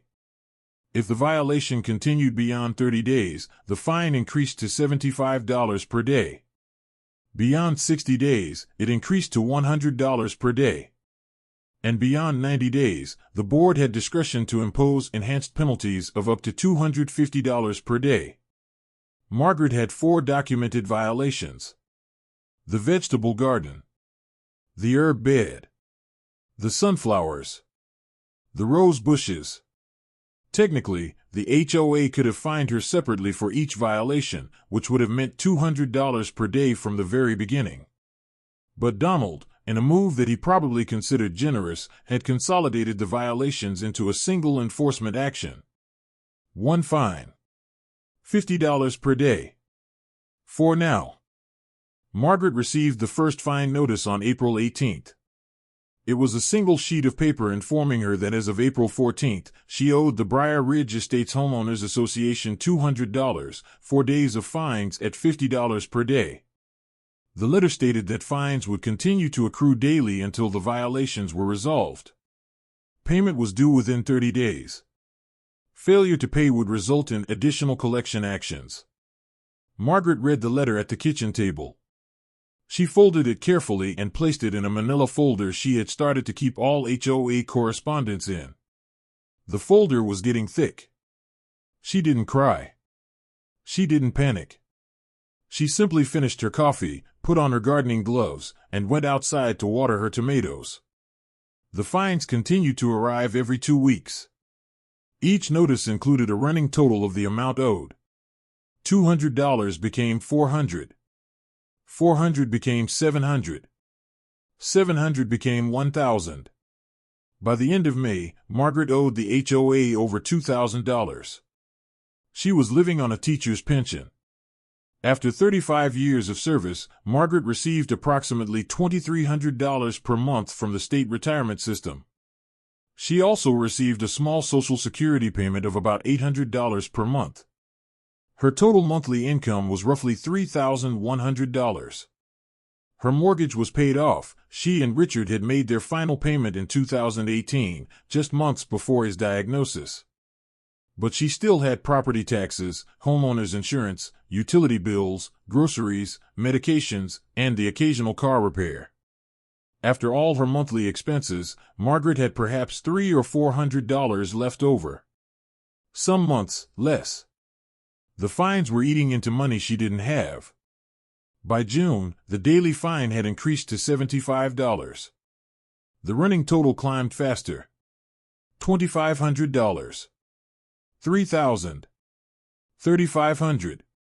Margaret started receiving phone calls from the HOA's administrative office, not from Linda, who had always been polite, but from a collections representative who spoke in clipped, businesslike tones and reminded her that unpaid fines could result in a lien on her property. Margaret was not a confrontational person. She had spent her entire life avoiding conflict, smoothing over disagreements, finding common ground. But something about those phone calls, the coldness, the indifference, the mechanical recitation of threats, stirred something inside her. "I understand the consequences," she told the representative during one call. "I understand what you're threatening. But I am not removing my garden. That is my final answer." There was a pause on the other end of the line. Then the representative said, "Ma'am, the fines will continue to accrue. This is not going to go away." Margaret's voice was quiet but steady. "Neither am I." She hung up the phone and went back outside. By mid-July, Margaret owed the HOA over $5,000. The notices kept coming. The phone calls kept coming. And now, letters from an attorney began to arrive. The HOA had retained a law firm, Harrison, Burke and Associates, to handle the collection of Margaret's fines. The letters were formal, intimidating, and filled with legal language designed to frighten. They referenced state statutes governing homeowners associations. They cited case law establishing the enforceability of HOA liens. They warned of accelerated collection proceedings and legal remedies including foreclosure. Foreclosure. The word hit Margaret like a physical blow. They were threatening to take her home. The home she and Richard had bought together. The home where she had grieved, healed, and rebuilt her life. The home that held every memory of her marriage, every echo of Richard's voice, every trace of the life they had shared. All because of a garden. Margaret sat at the kitchen table that night, the attorney's letter in her hands, and for the first time since this ordeal began, she allowed herself to cry. Not quiet tears. Deep, racking sobs that shook her entire body. She cried for Richard, who wasn't there to protect her. She cried for her mother, who had taught her to love growing things. She cried for herself, for the peaceful retirement she had earned and the nightmare that had swallowed it whole. She cried until there were no tears left. And then she wiped her face, made herself a cup of tea, and sat down to think. She was not a wealthy woman. She could not afford an attorney. She could not afford to pay fines that were growing by $75 every single day. She could not fight a legal battle against a well-funded HOA and a law firm that specialized in exactly this kind of enforcement. But she could do one thing. She could refuse to give up. She could refuse to let them break her. She could refuse to tear out the garden that Richard had dreamed of, the garden that had saved her life, the garden that brought joy to everyone who saw it. If they wanted to take her home, they would have to fight for it. And she would make sure the whole world knew what they were doing. Margaret decided to attend the next HOA board meeting. It was scheduled for the third Tuesday of July, held in the community room of the local recreation center. She had never attended a board meeting before. She had never felt the need to. But now she needed to look Donald Crenshaw in the eye and speak her truth. She arrived 15 minutes early and took a seat in the back row. The room was small, a few dozen folding chairs arranged in rows facing a long table where the board members sat. There were about 20 residents in attendance, more than usual. Word had apparently spread that something interesting was happening. Donald Crenshaw sat at the center of the table, flanked by the two board members he had recruited. Sandra Wilkes and Ray Chen, the holdovers from the previous board, sat at the ends of the table, looking uncomfortable. Donald was reviewing a stack of papers, his reading glasses perched on his nose, his expression a mask of bureaucratic efficiency. The meeting began with routine business, approval of the previous meeting's minutes, a financial report, an update on landscaping maintenance for the common areas. Donald ran the meeting briskly, cutting off anyone who spoke too long, keeping everything on schedule. Then came the public comment period. Donald announced that residents could address the board with any concerns. Each speaker was limited to 3 minutes. He would enforce the time limit strictly. Margaret stood up. The room fell silent. Everyone knew who she was.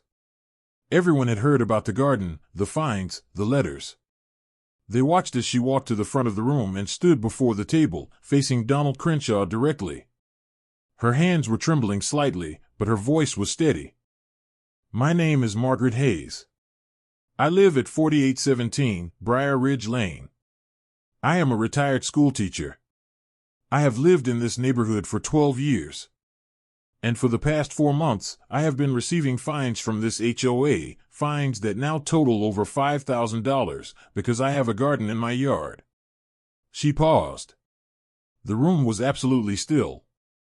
I planted the garden in memory of my husband, Richard, who passed away from cancer in 2018. We dreamed of building it together. He didn't live long enough to see it. So I built it for both of us.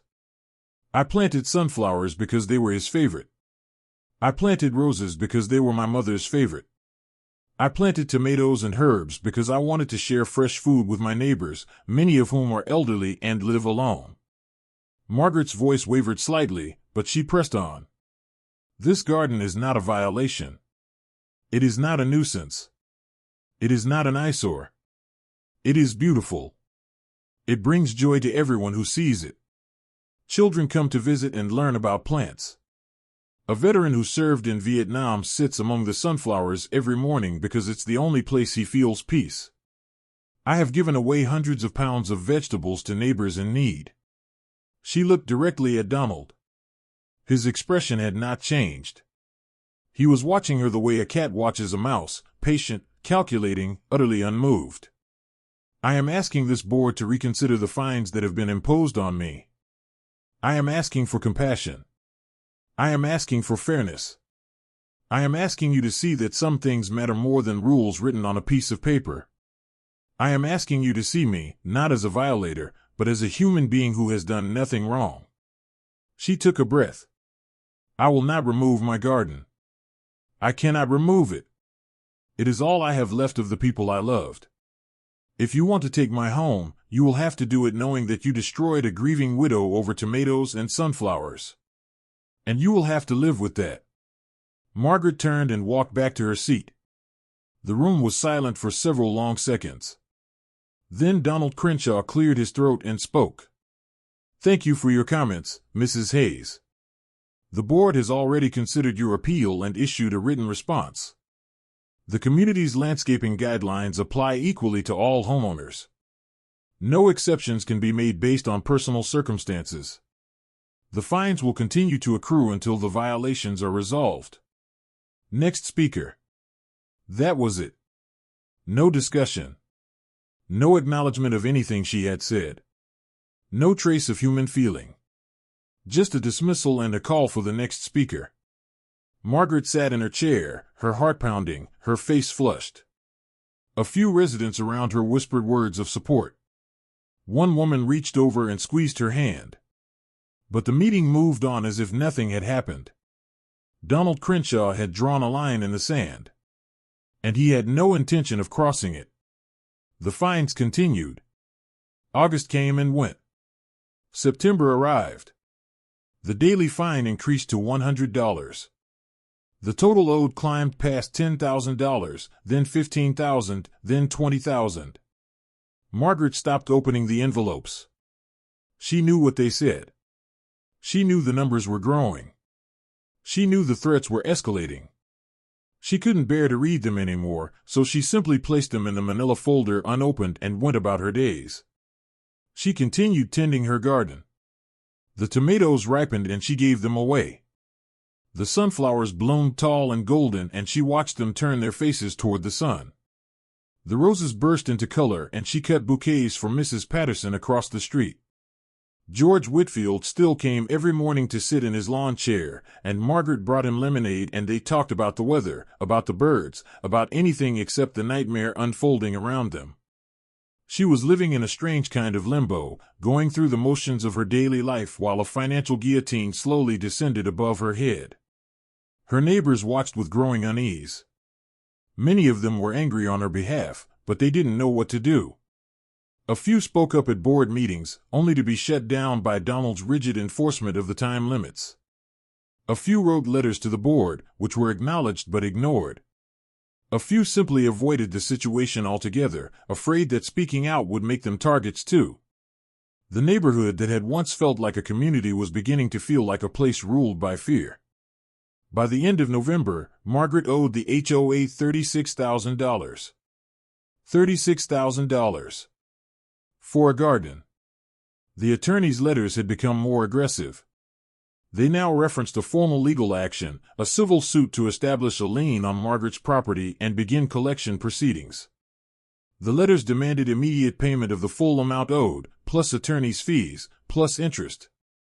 They threatened to initiate foreclosure if payment was not received within 60 days. Margaret was terrified. She lay awake at night, staring at the ceiling, wondering how her life had come to this. She had done everything right. She had worked hard. She had saved carefully. She had never asked for anything she didn't earn. And now she was facing the loss of her home because a man she had never met had decided that her sunflowers were too tall. She thought about calling a lawyer, but she didn't have the money. She thought about calling the local news, but she didn't want to be a spectacle. She thought about giving in, about ripping out the garden just to make it stop, but every time that thought crossed her mind, she saw Richard's face. She heard his voice. She remembered her promise. "I'll build the garden, Richard. I promise. I'll build it for both of us." She couldn't break that promise. Not now. Not ever. By the spring of 2023, the fines had reached $54,000. The HOA had filed a formal lien against Margaret's property. Her home, the home she owned outright, the home she and Richard had paid off together, now had a legal claim attached to it that gave the HOA the right to pursue collection, including forced sale. Margaret received a certified letter informing her that if the debt was not satisfied within 90 days, the HOA would petition the court for a forced sale of her property to recover the amount owed. The letter included a date, June 15, 2023, by which she needed to either pay in full or face legal action. She sat at the kitchen table, the letter in her hands, and felt the walls closing in. $72,000 by June. That was the projection if the fines continued at the current rate. $72,000, more than 2 years of her total income, for the crime of growing a garden. Margaret looked out the window at the sunflowers, just beginning to sprout. She looked at the roses, already showing buds. She looked at the tomato cages, waiting for the seedlings she had started indoors. And for the first time, she wondered if this was the end. If she would lose everything. If Richard's dream would be bulldozed and paved over by people who saw beauty as a violation and love as irrelevant. She closed her eyes and whispered into the empty room, "Richard, I don't know what to do. Please help me." She didn't expect an answer. She didn't believe in miracles. But sometimes, help comes from the places you least expect. Sometimes, the most powerful movements begin not with a roar, but with a whisper. Sometimes, the person who changes everything is not a politician, not a celebrity, not someone with money or influence or power. Sometimes, it's just an ordinary person who sees something wrong and decides, quietly, firmly, without fanfare, that they cannot stay silent any longer. For Margaret Hayes, that person was her next-door neighbor, Priya Sharma. Priya was 34 years old, a freelance journalist who had moved into Briar Ridge Estates with her husband, Raj, and their 2 young daughters, Ananya, age 7, and Mira, age 5, in the summer of 2020. They had bought the house next to Margaret's because they loved the neighborhood's quiet streets, its good schools, and its sense of community. They had no idea, at the time, that they were moving in next to a woman whose garden would become the center of a firestorm. From the very first week they moved in, Priya and her daughters were drawn to Margaret's garden like moths to a flame. Priya remembered that first summer vividly. She had been unpacking boxes in the living room when she heard her daughters shrieking with delight in the backyard. She rushed outside, expecting to find trouble, and instead found Ananya and Mira standing at the fence that separated their yard from Margaret's, pointing excitedly at a cluster of monarch butterflies dancing among the sunflowers. Margaret had heard the commotion and walked over to introduce herself. She was wearing her gardening gloves, a smudge of dirt on her cheek, and a warm smile that immediately put Priya at ease. "You must be the new neighbors," Margaret said. "I'm Margaret. Welcome to Briar Ridge." Within minutes, Priya's daughters had been invited into Margaret's garden. Margaret showed them the tomato plants and let them pick a ripe one right off the vine. She showed them the herbs and let them smell the basil and mint. She pointed out a ladybug crawling on a leaf and taught them how to let it walk across their fingers without hurting it. From that day forward, Ananya and Mira were regular visitors to Miss Maggie's garden. They came almost every afternoon during the summer, and Margaret welcomed them with open arms. She taught them the names of every plant. She let them help with watering. She gave them small tasks, pulling weeds, checking for ripe vegetables, counting the bees on the sunflowers, and praised their efforts with the same gentle encouragement she had given her students for 35 years. Priya watched from her kitchen window, marveling at the patience and kindness this elderly neighbor showed her children. She and Margaret became friends, not the kind of friends who went out to dinner or shared secrets, but the kind of friends who waved across the fence, who exchanged pleasantries on morning walks, who looked out for each other in the quiet, steady way that good neighbors do. When Richard Hayes passed away, Priya brought over a casserole and a card signed by the whole family. She didn't know what to say. Death was awkward, grief was complicated, but she wanted Margaret to know that someone cared. Margaret hugged her at the door and thanked her with tears in her eyes. And when the garden began to grow in earnest, when the sunflowers stretched toward the sky and the roses exploded in crimson blooms, Priya understood what it meant. She understood that this wasn't just landscaping. This was love, made visible. This was grief, transformed into beauty. This was a woman rebuilding her life, one seed at a time. So when the HOA notices started arriving, Priya noticed. And when the fines began to mount, Priya grew concerned. And when she learned, through a tearful conversation over the fence one autumn evening, that Margaret was facing the potential loss of her home over $72,000 in fines, Priya felt something snap inside her. This was wrong. This was deeply, fundamentally, outrageously wrong. And Priya Sharma was not the kind of person who could watch something wrong happen and do nothing. Priya had worked as a journalist for over a decade. She had started her career at a local newspaper in New Jersey, covering city council meetings and school board elections. It wasn't glamorous work, but it taught her the fundamentals: how to research, how to interview, how to find the story beneath the story. She had a knack for uncovering the details that other people missed, for asking the questions that made powerful people uncomfortable, for following a thread until it led somewhere important. After her daughters were born, Priya had transitioned to freelance work. She wrote articles for online publications, contributed to regional magazines, and occasionally took on longer investigative pieces when the right story came along. She worked from home, which gave her flexibility as a mother, but it also meant she was always watching, always listening, always aware of what was happening around her. She had been watching the HOA situation unfold for over a year now. She had seen the violation notices multiply across the neighborhood. She had heard the grumbling at school pickup, at the grocery store, at the neighborhood park. She had watched families remove basketball hoops, repaint front doors, and tear out perfectly healthy plants just to avoid the wrath of Donald Crenshaw. She had kept her head down, like everyone else. She had her own family to worry about, her own deadlines to meet, her own life to manage. Getting involved in neighborhood politics seemed like a headache she didn't need. But Margaret's situation was different. Margaret wasn't just a neighbor. Margaret was a friend. Margaret was the woman who had welcomed Priya's daughters into her garden with open arms, who had taught them to love growing things, who had shown them kindness and patience when she had every reason to be consumed by her own grief. And now Margaret was being destroyed, financially, emotionally, systematically destroyed, by a petty tyrant with a clipboard and a grudge. Priya couldn't let it happen. She wouldn't let it happen. One evening in late April 2023, after putting her daughters to bed, Priya sat down at her laptop and began to write. The article took her 3 weeks to complete.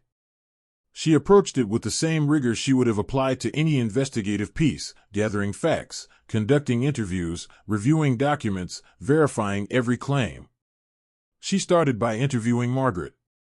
They sat at Margaret's kitchen table for over 2 hours, and Margaret told her everything: Richard's death, the garden's origins, the first violation notice, the appeal, the rejection, the mounting fines, the attorney's letters, the lien on her property.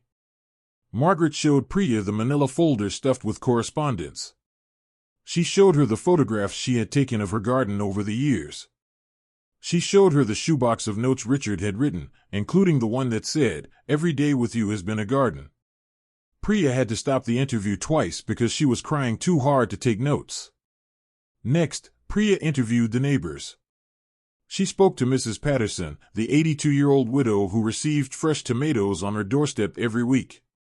She spoke to George Whitfield, the Vietnam veteran who found peace among the sunflowers. She spoke to Marcus Webb, who had caught Donald measuring hedges. She spoke to Sandra Wilkes, the board member who had voted against the landscaping amendments and regretted not doing more to stop them. Everyone she spoke to said the same thing: Margaret's garden was beautiful. Margaret was kind. And what the HOA was doing to her was a travesty. Priya also dug into the HOA's records. She filed a formal request for copies of the amended landscaping guidelines, the meeting minutes from January 2022, and the violation notices sent to residents over the past 18 months. The HOA was legally required to provide these documents to any homeowner who requested them, and Priya, as a resident of Briar Ridge Estates, had every right to see them. What she found was damning. The January 2022 meeting minutes showed that the landscaping amendments had been adopted with minimal discussion and a 4-to-1 vote. There was no record of any community-wide notification beyond the bulletin board posting and the newsletter mention. There was no evidence that homeowners had been given an opportunity to comment on the proposed changes before they were adopted. The violation records showed that Donald Crenshaw had issued more than 150 violation notices in the 15 months since taking office, more than the previous 3 board presidents had issued combined over a 10-year period. The fines collected from these violations totaled over $200,000, money that went into the HOA's general fund, which Donald controlled. Priya also found emails. She had sources on the board, people who disagreed with Donald but were too afraid to speak out publicly, and they quietly forwarded her correspondence that revealed Donald's true attitude toward Margaret and her garden. In one email to a fellow board member, Donald wrote, "The Hayes property is a disgrace. It looks like a hillbilly farm dropped into the middle of a suburban neighborhood. I don't care how many sob stories she tells, the rules are the rules, and she will comply or she will pay." In another email, he wrote, "The longer she holds out, the more she owes. Eventually, she'll either pay or we'll take the house. Either way, we win." Priya read that email 3 times, her hand shaking with rage. Either way, we win. This wasn't about community standards. This wasn't about property values. This was about power. This was about crushing a woman who dared to defy him. Priya had her story. The article was titled, "A Retired Teacher's Garden of Love, and the HOA Trying to Destroy It." It was over 3,000 words long. It included photographs of Margaret's garden, the sunflowers, the roses, the tomatoes, the butterflies, alongside photographs of the violation notices and attorney's letters.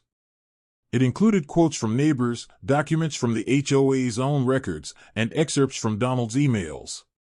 It told the full story, from Richard's death to the first violation notice to the current threat of foreclosure. But most importantly, it told the human story. It told the story of a woman who had lost her husband, found healing in a garden, and was now facing the loss of her home because an HOA president saw her sunflowers as an eyesore. Priya submitted the article to several online publications, but she also did something more immediate. She posted it on her personal social media accounts, on neighborhood Facebook groups, and on community forums across North Carolina. Then she waited. She didn't have to wait long. The article went viral within 48 hours. It started with shares from friends and neighbors. Then local community groups picked it up. Then regional news outlets. Then national ones. Within a week, Margaret's story was being discussed on morning talk shows, evening news programs, and podcasts across the country. The response was overwhelming and almost universally sympathetic to Margaret. Thousands of people left comments expressing outrage at the HOA and support for Margaret. Teachers across America rallied behind one of their own, sharing the article with captions like "This could be any of us" and "Protect our retired educators." Gardening communities organized online campaigns, posting photos of their own vegetable gardens with hashtags like #GardensAreNotCrimes and #StandWithMargaret. HOA reform advocates used the story as a case study in everything that was wrong with Homeowners Association overreach. The article was shared over 200,000 times in the first week. Margaret's name trended on social media. News vans began appearing on Briar Ridge Lane, their cameras capturing footage of the famous garden while reporters knocked on doors asking for interviews. Margaret was overwhelmed. She had never wanted attention. She had never wanted to be a symbol or a cause. She just wanted to grow her tomatoes in peace. But now her face was on television, her story was in newspapers, and strangers from across the country were sending her messages of support. Priya helped her navigate the chaos. She screened interview requests, coordinated media appearances, and made sure Margaret wasn't exploited or overwhelmed. She became Margaret's unofficial spokesperson, her protector, her advocate.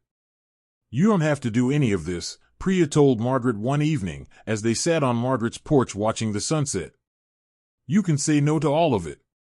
Just tell me what you want, and I'll make it happen." Margaret was quiet for a moment. She looked out at her garden, the sunflowers swaying gently, the roses glowing in the fading light, and then she turned to Priya with a small, tired smile. "I want people to know," she said.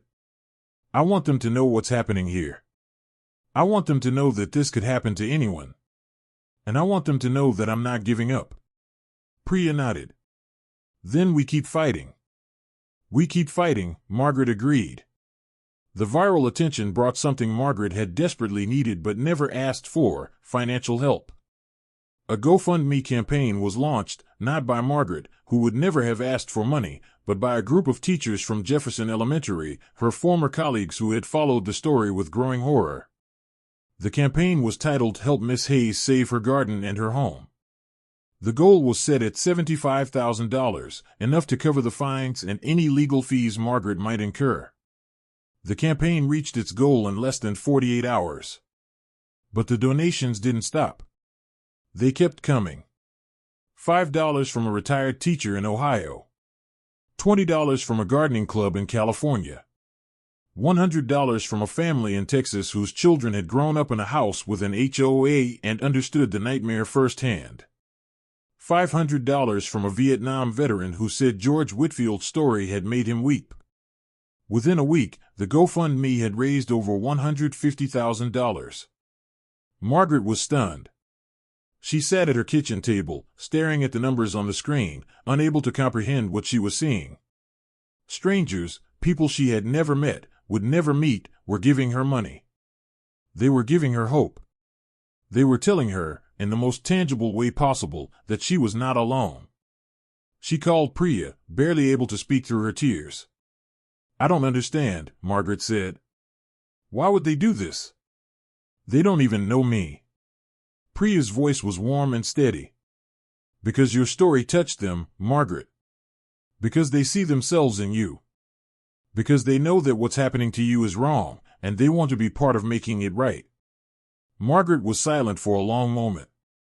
Then she said, very quietly, "Richard would have been amazed." "Richard would have been proud," Priya corrected. "So proud." But the money was only part of the equation. Margaret still needed legal help. She still needed someone who could fight the HOA in court, challenge the fines, and protect her home from foreclosure. And that help was about to arrive, in a form Margaret never expected.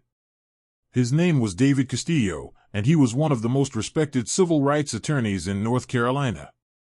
He had spent 20 years fighting for ordinary people against powerful institutions, corporations that cheated workers, landlords that exploited tenants, and yes, homeowners associations that abused their authority. David had seen Priya's article. He had watched the story spread across the internet. And he had recognized immediately that Margaret's case was exactly the kind of injustice he had dedicated his career to fighting. He reached out to Margaret directly, calling her home phone number, which Priya had included in a press release for media inquiries.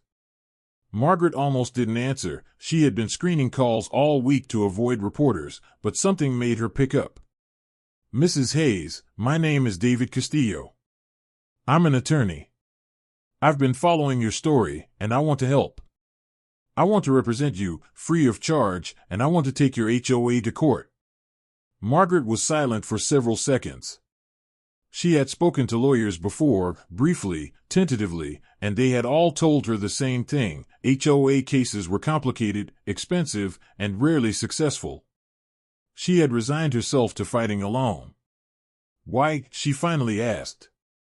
"Why would you do that?" David's answer was simple. "Because what they're doing to you is wrong. And because I've spent my whole career believing that wrong should be fought, no matter who's doing it." Margaret felt tears streaming down her face. "I don't know what to say." "Say yes," David replied. "Say yes, and we'll fight this together." Margaret took a deep breath. She looked out the window at her garden, at the sunflowers reaching toward the sky, at the roses blooming in defiance of everything that had tried to destroy them. "Yes," she said. "Let's fight." There is a moment in every great battle when the tide begins to turn.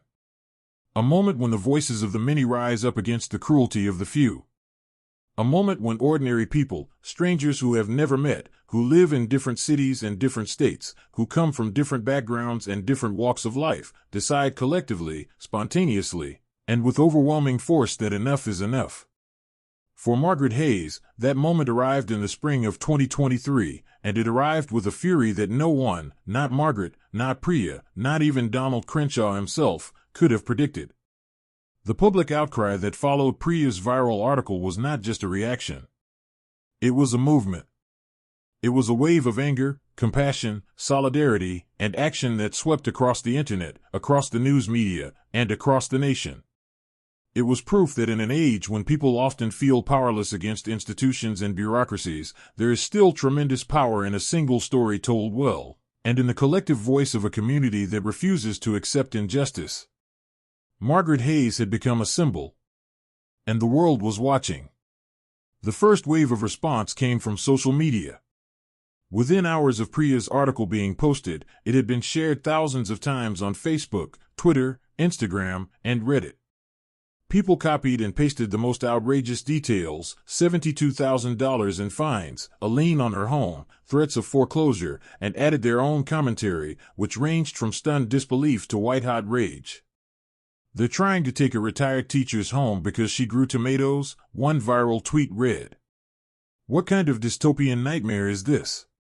This woman spent 35 years teaching children and now she can't grow a garden in her own backyard without being bankrupted," another post declared. "HOAs are out of control. The sunflowers were for her dead husband. The roses were for her mother. And these monsters want to tear them out. I am furious." The comments sections beneath these posts were filled with thousands of similar reactions. People shared their own HOA horror stories: fines for Christmas decorations left up too long, violations for the wrong color of mulch, threats over basketball hoops and bird feeders and American flags. They talked about feeling trapped, bullied, and powerless in their own homes. They talked about the petty tyrants who ran their neighborhood associations and the impossible maze of rules designed to extract money from hardworking homeowners. Margaret's story had struck a nerve. It had given voice to a frustration that millions of Americans shared but rarely talked about openly. The HOA, that uniquely American institution designed to protect property values and maintain community standards, had become, for many people, a source of anxiety, harassment, and abuse. And Margaret Hayes was the face of everything that was wrong with it. The hashtags emerged organically, spreading across platforms like wildfire. Hashtag stand with Margaret. Hashtag gardens are not crimes. Hashtag justice for Margaret. Hashtag HOA abuse. Hashtag save the garden. Within days, these hashtags had been used hundreds of thousands of times, creating a sprawling digital tapestry of outrage and support. People began posting photos of their own gardens, vegetable patches, flower beds, herb gardens, sunflower rows, with messages of solidarity. "This is my garden," they wrote. "According to some HOAs, this is a crime. We stand with Margaret." The images were beautiful, defiant, and deeply moving. They showed that Margaret was not alone, that millions of people across the country shared her love of growing things and her belief that a garden was something to be celebrated, not punished. The response was so overwhelming that Priya's original article was picked up by major online news platforms within 48 hours. Huffington Post ran a story. So did BuzzFeed, Yahoo News, and MSN. The headlines were dramatic and attention-grabbing. Retired teacher faces $72,000 in fines over backyard garden. HOA threatens to foreclose on widow's home because of sunflowers. She built a garden in memory of her husband. Her HOA wants to destroy it. Each article brought a new wave of readers, a new wave of shares, and a new wave of fury. But the response wasn't limited to social media. It spilled over into the real world in ways that surprised everyone. Teachers across America rallied behind Margaret with particular intensity. The education community saw her as one of their own, a woman who had dedicated her life to children, who had sacrificed and struggled on a modest salary, and who deserved a peaceful retirement, not a legal nightmare. Teacher unions, education advocacy groups, and retired educator associations issued statements of support. Some organized letter-writing campaigns to the Briar Ridge Estates HOA, flooding the office with correspondence demanding that the fines be dropped. The National Education Association, the largest teachers' union in the country, featured Margaret's story in its monthly newsletter, reaching millions of educators nationwide. The American Federation of Teachers posted about her on social media, encouraging members to contribute to the GoFundMe and share the story with their networks. Retired teachers began reaching out to Margaret directly, sending handwritten letters and cards to her home address. They told her about their own gardens, their own struggles, their own dreams of peaceful retirement. They told her she was an inspiration. They told her not to give up. Margaret was overwhelmed by the outpouring. She sat at her kitchen table one afternoon, surrounded by stacks of letters, tears streaming down her face. She had spent 35 years giving to others, to her students, to her community, to everyone but herself. And now, for the first time in her life, others were giving back to her in a way she had never imagined possible. "I don't deserve this," she told Priya, who had stopped by to help her sort through the mail. "Yes, you do," Priya said firmly. "You've spent your whole life earning this. Let people love you back." The gardening community also mobilized with remarkable speed and creativity. Garden clubs from across the country sent Margaret seeds, bulbs, and plants, gifts of solidarity that arrived in boxes and envelopes almost daily. She received packets of heirloom tomato seeds from California, dahlia bulbs from Oregon, lavender plants from Vermont. One garden club in Florida sent her a handcrafted garden sign that read Margaret's Garden of Love, a name that had emerged from the viral coverage and stuck. The American Horticultural Society issued a formal statement condemning the HOA's actions and calling for reform of HOA landscaping regulations nationwide. They argued that vegetable gardens and pollinator-friendly plantings should be encouraged, not prohibited, and that homeowners should have the right to grow food on their own property without fear of punishment. Master gardener programs in several states used Margaret's case as a teaching moment, incorporating it into their curricula as an example of how community standards can conflict with environmental and nutritional goals. They discussed the benefits of home gardening, reduced food costs, improved mental health, environmental sustainability, and argued that HOAs should be promoting gardens, not destroying them. A group of environmental activists launched a petition on change.org calling for federal legislation to protect homeowners' right to garden. The petition, titled Protect the Right to Grow, gathered over 500,000 signatures in less than a month. It was eventually delivered to members of Congress, several of whom expressed interest in exploring legislative solutions. Margaret's garden had become more than a garden. It had become a cause. The media attention intensified as the story spread beyond online platforms to traditional news outlets. Local television stations in North Carolina were the first to arrive, the news vans parking along Briar Ridge Lane, their cameras capturing footage of Margaret's garden while reporters stood in front of her house delivering breathless updates. Margaret gave a few interviews, hesitant at first, then more confident as Priya coached her on how to tell her story effectively. She was a natural.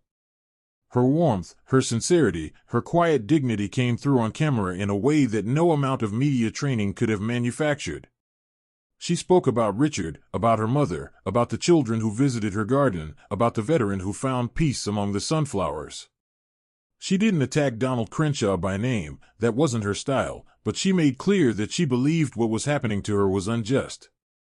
"I'm not a criminal," she told one reporter, her voice steady despite the cameras in her face. "I'm a retired teacher who wants to grow tomatoes and sunflowers in my own backyard. I don't understand why that's a problem." The clip went viral immediately. Within days, national news programs came calling. Margaret appeared on morning shows, evening news broadcasts, and cable news panels. She was interviewed by major newspapers, The Washington Post, The New York Times, USA Today, and her story was featured in magazines and podcasts across the country. Each appearance brought more attention, more donations, and more pressure on the Briar Ridge Estates HOA. The pressure on the HOA was immense, and it was coming from every direction. Residents of Briar Ridge Estates who had previously been afraid to speak out began finding their courage. They saw that Margaret had support, that the world was watching, and that staying silent was no longer a safe option. They started attending board meetings in larger numbers, demanding answers, demanding accountability, demanding change. One particularly heated meeting in late April 2023 drew over 100 residents, the largest turnout in the history of the HOA. The community room was standing room only, with people lining the walls and spilling into the hallway. The atmosphere was tense, charged with anger and anticipation. Donald Crenshaw sat at the head table, his face a mask of forced calm. He had clearly not anticipated this level of opposition. He was accustomed to running meetings with a dozen sleepy attendees who asked no questions and raised no objections. This was different. This was a reckoning.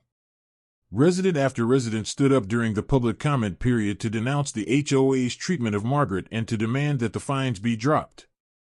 They cited the national attention, the reputational damage to the neighborhood, the fundamental unfairness of punishing a widow for growing vegetables.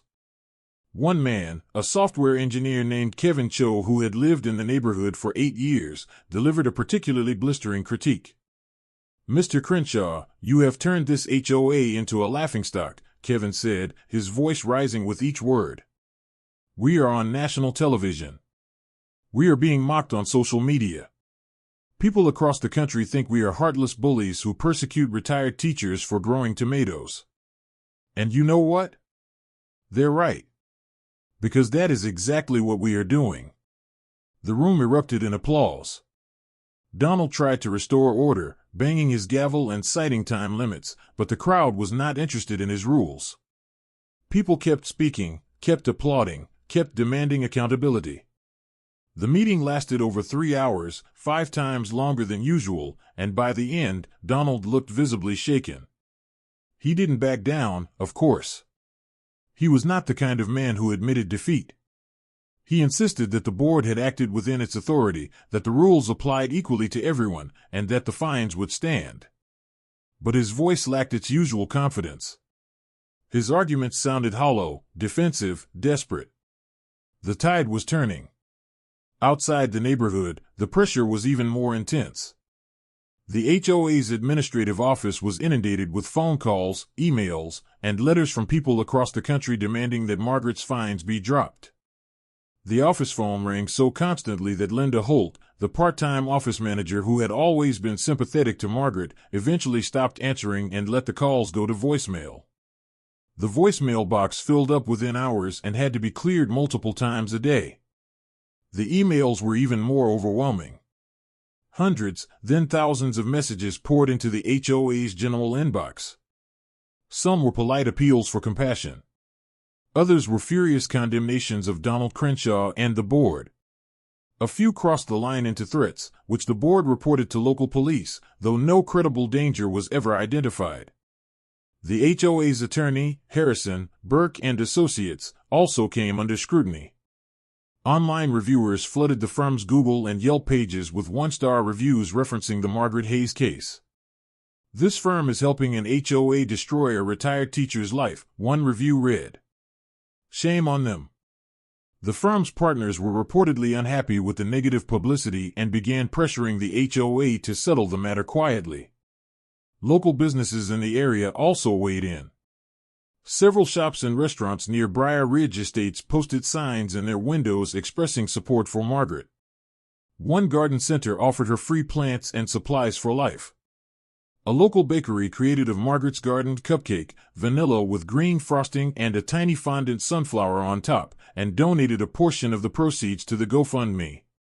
The community was rallying in ways that no one had expected. What had started as one woman's fight against an overzealous HOA had become a regional phenomenon, a national story, and a symbol of everything that was wrong with petty bureaucratic tyranny. But not everyone was supportive. A small but vocal minority defended the HOA's actions, arguing that rules were rules and that Margaret should have complied from the beginning. They appeared in comment sections and on talk radio, making arguments that ranged from legalistic to dismissive. "She knew the rules," one commenter wrote. "She chose not to follow them. Actions have consequences. HOAs exist for a reason," another argued. "If people can just ignore the rules whenever they feel like it, what's the point of having a community association at all? This is just a sob story being used to attack property rights," a talk radio caller declared. "If you don't like HOA rules, don't buy a house in an HOA neighborhood." These arguments found little traction with the general public, but they revealed an important truth: the debate over Margaret's garden was really a debate over something much larger. It was a debate over the balance between individual freedom and community standards. It was a debate over who gets to decide what a neighborhood looks like and how that decision should be made. It was a debate over the nature of home ownership in America, whether buying a house means buying the right to live as you please, or whether it means accepting a set of restrictions imposed by others. Margaret's case had become a flashpoint in this larger cultural conversation. And the outcome, whatever it turned out to be, would have implications far beyond Briar Ridge Estates. Through it all, Margaret remained remarkably composed. She was not comfortable with the attention. She had never sought fame or recognition. She was a private person who valued her quiet routines, her morning coffee, her afternoons in the garden, her evenings with a good book. The constant media requests, the phone calls, the letters, the strangers showing up at her door, it was exhausting, overwhelming, and at times deeply unsettling. But she also understood that something important was happening. She understood that her story had touched people in a way she never could have imagined. She understood that by standing firm, by refusing to back down, she was giving voice to millions of homeowners who had felt bullied and powerless in their own neighborhoods. She thought about Richard often during those chaotic weeks. She imagined what he would say, how he would react, how he would support her. She could almost hear his voice in her ear, steady and reassuring. "You're doing the right thing, Maggie. Keep going." She thought about her students, too, the thousands of children she had taught over 35 years. She had always tried to teach them that doing the right thing wasn't always easy. That standing up for yourself took courage. That bullies back down when you refuse to be intimidated. Now she was living those lessons herself. And she hoped, somewhere, that her former students were watching and learning. By early May 2023, the GoFundMe had raised over $150,000. The petition for federal gardening protections had gathered 500,000 signatures. Margaret's story had been featured on every major news network in the country. And David Castillo, the civil rights attorney who had volunteered to represent her, was preparing to file a lawsuit that would take the fight to the next level. The public outcry had done what Margaret could never have done alone. It had turned a local dispute into a national cause. It had exposed the HOA's behavior to scrutiny and criticism. It had given Margaret the resources and the legal representation she needed to fight back. But the fight was far from over. Donald Crenshaw had not resigned. The HOA had not dropped the fines. The lien on Margaret's property remained in place. And the deadline for foreclosure proceedings was still approaching. The courtroom battle was coming. And everything, Margaret's home, her garden, her legacy, would be decided by a judge who had never met her, in a legal system that didn't always favor the little guy. But for the first time since this nightmare began, Margaret felt something she hadn't felt in a very long time. Hope. There are moments in life that feel like they belong in a movie. Moments when everything you've been fighting for, everything you've suffered, everything you've hoped and feared and dreamed comes down to a single day, a single room, a single decision. Moments when time seems to slow down and every detail becomes sharp and vivid, the creak of a wooden bench, the shuffle of papers, the beating of your own heart. For Margaret Hayes, that moment arrived on October 17, 2023, in Courtroom 4B of the Wake County Superior Court in Raleigh, North Carolina. It was the day her case against the Briar Ridge Estates Homeowners Association would finally be heard. It was the day that would determine whether she would keep her home or lose everything. It was the day that a $72,000 dispute over tomatoes and sunflowers would reach its dramatic conclusion. And it was a day that no one who witnessed it would ever forget. Margaret woke before dawn that morning, as she always did. She lay in bed for a few minutes, staring at the ceiling, feeling the familiar weight of Richard's absence beside her. She had dreamed about him the night before, a peaceful dream in which they were working in the garden together, side by side, the way they had always planned. When she woke, she could still feel the warmth of his hand in hers. "Today's the day, Richard," she whispered into the darkness. "Wish me luck." She rose, showered, and dressed carefully. Priya had helped her choose an outfit the day before, a simple navy blue dress with a cream-colored cardigan, modest pearl earrings, and sensible black flats. She looked professional but approachable, dignified but not intimidating. She looked exactly like what she was, a retired schoolteacher who had never asked for trouble and never expected to find herself at the center of a national controversy. Priya arrived at 7:30 to drive Margaret to the courthouse. The two women had become close over the past months, bound together by the shared struggle, the late-night strategy sessions, the tears and laughter and moments of doubt. Priya had taken a leave of absence from her freelance work to help manage the media attention and coordinate with David Castillo's legal team. She had become Margaret's advocate, her protector, and her friend. "How are you feeling?" Priya asked as Margaret climbed into the car. Margaret considered the question. "Terrified," she admitted. "But also ready. Whatever happens today, I know I did the right thing. I didn't give up. I didn't let them break me." Priya reached over and squeezed her hand. "You're going to be amazing. And no matter what happens in that courtroom, you've already won. You've shown the whole country what courage looks like." Margaret smiled faintly. "I don't feel courageous.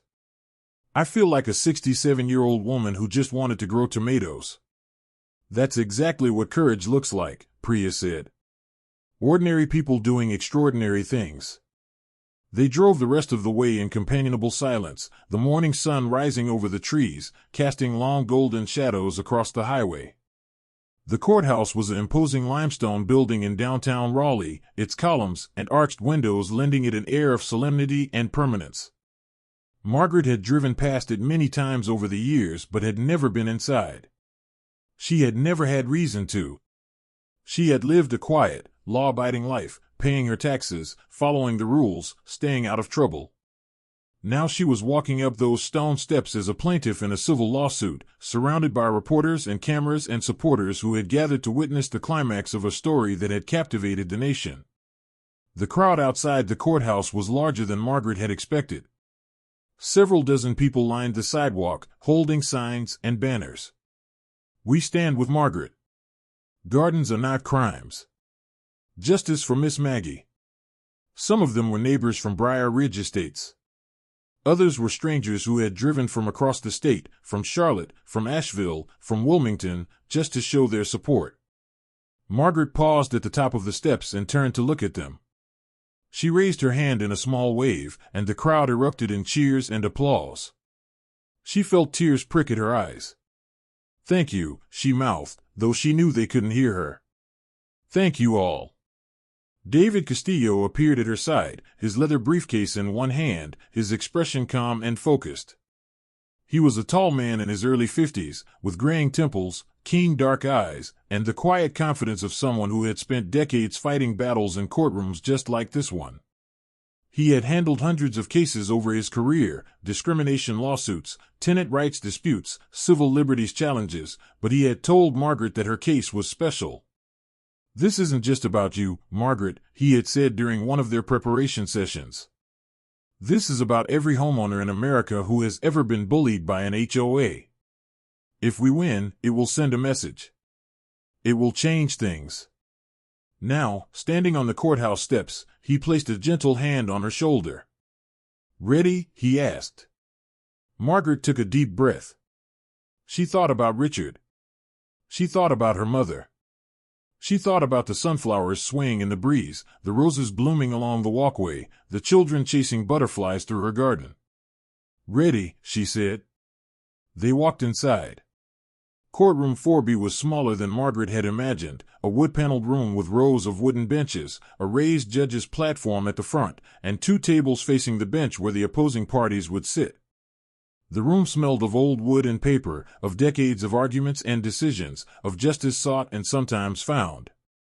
The benches were packed. Word had spread that the Margaret Hayes case would be heard today, and people had come from across the region to watch.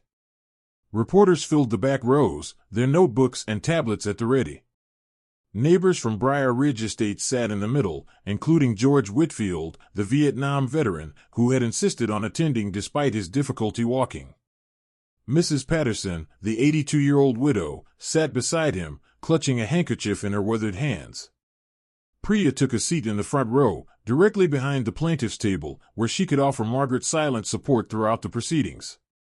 On the other side of the aisle sat the defendants, Donald Crenshaw and 2 other members of the HOA board, along with their legal counsel, a sharply dressed attorney named Victoria Ashworth from Harrison, Burke and Associates. Victoria was known in legal circles as a fierce and effective advocate, the kind of lawyer who won cases not through passion but through precision. She had a reputation for exploiting procedural technicalities and overwhelming opponents with paperwork and motions. Donald Crenshaw sat stiffly in his chair, his jaw set, his eyes fixed straight ahead. He had dressed impeccably, as always, a charcoal gray suit, a crisp white shirt, a burgundy tie. He looked like a man who had come to defend his honor, not to apologize for his actions. He had not spoken publicly about the case since the media firestorm began, but sources close to the board said he remained defiant, convinced that he had done nothing wrong and that the court would vindicate him. Margaret glanced at him as she took her seat at the plaintiff's table. Their eyes met for just a moment. Donald's expression was unreadable, cold, perhaps, or simply guarded. Margaret looked away first, not out of fear, but because she had no interest in engaging with him. She had said everything she needed to say. Now it was up to the judge. The Honorable Patricia Simmons entered the courtroom at precisely 9 o'clock, and everyone rose. Judge Simmons was a woman in her early 60s, with short silver hair, sharp blue eyes, and a reputation for fairness, thoroughness, and absolutely no tolerance for nonsense. She had served on the Wake County Superior Court for over 15 years and had presided over some of the most complex civil cases in the region. David Castillo had been pleased when he learned that Judge Simmons had been assigned to the case. "She's smart, she's fair, and she doesn't like bullies," he had told Margaret. "If we present our case well, she'll listen." Judge Simmons took her seat and surveyed the courtroom. Her gaze lingered for a moment on the packed benches, the reporters, the obvious tension in the room. She had clearly read the media coverage and understood that this was no ordinary HOA dispute. "This court is now in session," she announced, her voice calm and authoritative. "We are here to consider the case of Hayes versus Briar Ridge Estates Homeowners Association. Mr. Castillo, you may begin with your opening statement. David rose and approached the podium that stood between the two tables. He carried no notes. He had memorized every word he was about to say. Your Honor, he began, this case is about a garden. But it is also about so much more than that. It is about the limits of authority. It is about the rights of homeowners. It is about what happens when rules designed to serve a community are twisted and weaponized to destroy an individual. He paused, letting the words settle. Margaret Hayes is a 67-year-old retired schoolteacher. She taught third grade for 35 years. She gave her life to her students, to her community, and to the husband she loved. When her husband, Richard, passed away from cancer in 2018, she found healing in the only way she knew how, by building the garden they had always dreamed of building together. David gestured toward Margaret, who sat with her hands folded in her lap, her expression composed. That garden is not a nuisance. It is not an eyesore. It is not a violation of anything that matters. It is beautiful. It is productive. It brings joy to the neighborhood. Neighbors visit it. Children learn from it. A Vietnam veteran finds peace in it. Margaret grows vegetables and gives them away to elderly neighbors who live alone. That garden is an act of love, love for her husband, love for her community, love for the simple miracle of growing things. He turned toward the defense table, his voice hardening slightly. And yet, the Briar Ridge Estates Homeowners Association has spent the past 18 months trying to destroy it. They have imposed fines totaling $72,000. They have placed a lien on Mrs. Hayes' home. They have threatened foreclosure. They have attempted to take away everything she has, her home, her garden, her peace, because her sunflowers are too tall and her tomatoes are visible from the neighbor's yard. David returned his gaze to the judge. Your Honor, we will demonstrate that the HOA's actions are not only unjust but unlawful. We will show that the landscaping amendments used to justify these fines were adopted without proper notice or process. We will show that these amendments were applied retroactively to penalize Mrs. Hayes for a garden that was entirely legal when she planted it. And we will show that the fines imposed are grossly disproportionate, designed not to enforce community standards but to punish and intimidate a homeowner who dared to resist. He paused one final time. Margaret Hayes is not asking for special treatment. She is asking for justice. She is asking this court to recognize that what has been done to her is wrong, and to make it right. David returned to his seat. The courtroom was silent. Even Judge Simmons seemed moved by the eloquence and conviction of his words. Ms. Ashworth, the judge said, turning to the defense. Your opening statement. Victoria Ashworth rose with the smooth, practiced grace of a seasoned litigator. She was a striking woman, tall, impeccably dressed, with auburn hair pulled back in a severe bun. Her expression was neutral, professional, betraying nothing. Your Honor, she began, we have heard a moving story this morning. A story of grief, of gardening, of a retired teacher and her beloved sunflowers. It is a compelling narrative. But narratives are not law. Emotions are not evidence. And sympathy, however warranted, cannot override the legal obligations that every homeowner accepts when they purchase property in a covenant-controlled community. She folded her hands in front of her. The facts of this case are simple. Mrs. Hayes owns property in Briar Ridge Estates. When she purchased that property, she agreed to abide by the community's governing documents, including the covenants, conditions, and restrictions that apply to all homeowners. Those documents give the HOA board the authority to adopt and enforce landscaping guidelines. That is precisely what the board did in January 2022, lawfully, properly, and with appropriate notice. Victoria walked slowly toward the center of the room. Mrs. Hayes was informed that her property was in violation of the updated guidelines. She was given 30 days to comply. She chose not to comply. The fines that followed were imposed in accordance with the procedures set forth in the governing documents. Every step of this process was legal. Every step was proper. Every step was consistent with the authority granted to the board by the community's own rules. She turned to face the packed benches. I understand that many people in this courtroom, and many people across the country, believe that the fines are excessive, that the enforcement is harsh, that the rules themselves are unreasonable. They are entitled to those opinions. But opinions do not change the law. Mrs. Hayes signed a contract when she bought her home. She agreed to be bound by the community's rules. She does not get to ignore those rules simply because she finds them inconvenient or because her story has attracted media attention. Victoria returned to her seat. We respectfully ask this court to uphold the HOA's lawful exercise of its authority and to dismiss Mrs. Hayes's claims. The opening statements had set the stage. Now the real battle would begin. David Castillo called his first witness, Margaret Hayes herself. Margaret rose slowly and walked to the witness stand. She placed her hand on the Bible, swore to tell the truth, and took her seat.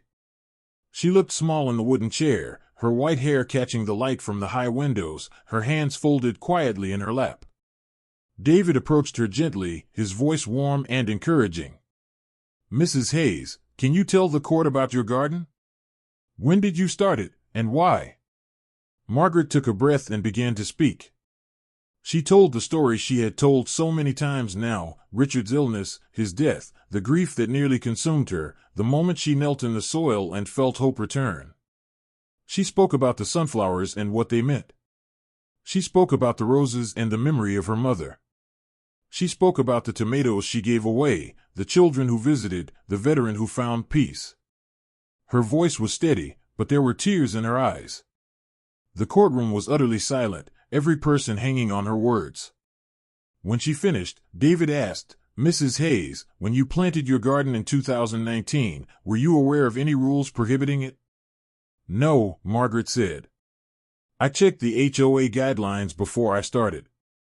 There was nothing about vegetable gardens or sunflower height. The rules were simple: keep your lawn mowed, keep your property clean. I followed them. And when did you first learn that your garden was considered a violation? March 2022. I received a letter saying the rules had been changed and that I had 30 days to remove everything. Were you notified about the rule changes before they were adopted? No. I never received any notice. I didn't know there was a meeting. I didn't know anything had changed until I got that letter. David nodded. Thank you, Mrs. Hayes. No further questions. Victoria Ashworth rose for cross-examination. She approached the witness stand with a cool, professional demeanor. Mrs. Hayes, you are aware that the HOA posted notice of the January 2022 meeting on the Community Bulletin Board, correct? I've been told that, yes. And you are aware that the amended guidelines were included in the January newsletter? I've been told that as well. But I don't read the newsletter. Most people don't. That's not the HOA's responsibility, is it, Mrs. Hayes? The board provided notice. Whether you chose to read it is your concern. Margaret's jaw tightened slightly. I suppose that's one way to look at it. It's the legal way to look at it, Victoria said. No further questions. The trial continued for 2 full days. David called witness after witness, neighbors who testified to the beauty and value of Margaret's garden, experts who questioned the HOA's notification procedures, and Sandra Wilkes, the board member who had voted against the amendments and who testified that Donald Crenshaw had pushed them through over her objections without adequate community input. But the most damaging testimony came when David introduced the emails previous sources had provided, showing Donald Crenshaw's true attitude toward Margaret and her garden. David read the emails aloud in court. The Hayes property is a disgrace. It looks like a hillbilly farm. I don't care how many sob stories she tells, the rules are the rules, and she will comply or she will pay. And the most damning one. Properly, and with appropriate notice. Victoria walked slowly toward the center of the room. Mrs. Hayes was informed that her property was in violation of the updated guidelines. She was given 30 days to comply. She chose not to comply. The fines that followed were imposed in accordance with the procedures set forth in the governing documents. Every step of this process was legal. Every step was proper. Every step was consistent with the authority granted to the board by the community's own rules. She turned to face the packed benches. I understand that many people in this courtroom, and many people across the country, believe that the fines are excessive, that the enforcement is harsh, that the rules themselves are unreasonable. They are entitled to those opinions. But opinions do not change the law. Mrs. Hayes signed a contract when she bought her home. She agreed to be bound by the community's rules. She does not get to ignore those rules simply because she finds them inconvenient or because her story has attracted media attention. Victoria returned to her seat. We respectfully ask this court to uphold the HOA's lawful exercise of its authority and to dismiss Mrs. Hayes's claims. The opening statements had set the stage. Now the real battle would begin. David Castillo called his first witness, Margaret Hayes herself. Margaret rose slowly and walked to the witness stand. She placed her hand on the Bible, swore to tell the truth, and took her seat. She looked small in the wooden chair, her white hair catching the light from the high windows, her hands folded quietly in her lap. David approached her gently, his voice warm and encouraging. "Mrs. Hayes, can you tell the court about your garden? When did you start it, and why?" Margaret took a breath and began to speak. She told the story she had told so many times now, Richard's illness, his death, the grief that nearly consumed her, the moment she knelt in the soil and felt hope return. She spoke about the sunflowers and what they meant. She spoke about the roses and the memory of her mother. She spoke about the tomatoes she gave away, the children who visited, the veteran who found peace. Her voice was steady, but there were tears in her eyes. The courtroom was utterly silent, every person hanging on her words. When she finished, David asked, "Mrs. Hayes, when you planted your garden in 2019, were you aware of any rules prohibiting it?" "No," Margaret said. "I checked the HOA guidelines before I started. There was nothing about vegetable gardens or sunflower height. The rules were simple: keep your lawn mowed, keep your property clean. I followed them." "And when did you first learn that your garden was considered a violation?" "March 2022. I received a letter saying the rules had been changed and that I had 30 days to remove everything." "Were you notified about the rule changes before they were adopted?" "No. I never received any notice. I didn't know there was a meeting. I didn't know anything had changed until I got that letter." David nodded. "Thank you, Mrs. Hayes. No further questions." Victoria Ashworth rose for cross-examination. She approached the witness stand with a cool, professional demeanor. "Mrs. Hayes, you are aware that the HOA posted notice of the January 2022 meeting on the Community Bulletin Board, correct?" "I've been told that, yes." "And you are aware that the amended guidelines were included in the January newsletter?" "I've been told that as well. But I don't read the newsletter." "Most people don't." "That's not the HOA's responsibility, is it, Mrs. Hayes? The board provided notice. Whether you chose to read it is your concern." Margaret's jaw tightened slightly. "I suppose that's one way to look at it." "It's the legal way to look at it," Victoria said. No further questions. The trial continued for 2 full days. David called witness after witness, neighbors who testified to the beauty and value of Margaret's garden, experts who questioned the HOA's notification procedures, and Sandra Wilkes, the board member who had voted against the amendments and who testified that Donald Crenshaw had pushed them through over her objections without adequate community input. But the most damaging testimony came when David introduced the emails previous sources had provided, showing Donald Crenshaw's true attitude toward Margaret and her garden. David read the emails aloud in court. "The Hayes property is a disgrace. It looks like a hillbilly farm. I don't care how many sob stories she tells, the rules are the rules, and she will comply or she will pay. And the most damning one: the longer she holds out, the more she owes. Eventually, she'll either pay or we'll take the house. Either way, we win." The courtroom erupted in murmurs. Judge Simmons banged her gavel for order. Donald Crenshaw's face had gone pale. Victoria Ashworth looked deeply uncomfortable. David turned to face the judge. Your Honor, these emails demonstrate that this was never about community standards. This was about targeting a vulnerable homeowner and using the power of the HOA to punish her for daring to resist. This was about winning, not about justice. He let the words hang in the air. We ask this court to see this case for what it truly is, an abuse of power, and to rule accordingly. The courtroom fell into a heavy, expectant silence as Judge Patricia Simmons shuffled the papers before her. 2 days of testimony, evidence, and arguments had reached their conclusion. The witnesses had spoken. The lawyers had made their cases. The emails had been read aloud, their damning words still echoing in the minds of everyone present. Now, the fate of Margaret Hayes, her home, her garden, her future, rested entirely in the hands of one woman in a black robe sitting behind a raised wooden bench. Margaret sat at the plaintiff's table, her hands folded tightly in her lap, her heart pounding so loudly she was certain everyone in the room could hear it. She had barely slept the night before. She had lain awake in the darkness, staring at the ceiling, replaying every moment of the trial in her mind. Had she said enough? Had she said too much? Had the judge believed her? Had the emails made a difference? She didn't know. She couldn't know. All she could do was wait. Beside her, David Castillo sat with quiet confidence, his pen resting on a blank legal pad, his eyes fixed on the judge. He had done everything he could. He had presented the evidence, called the witnesses, made the arguments.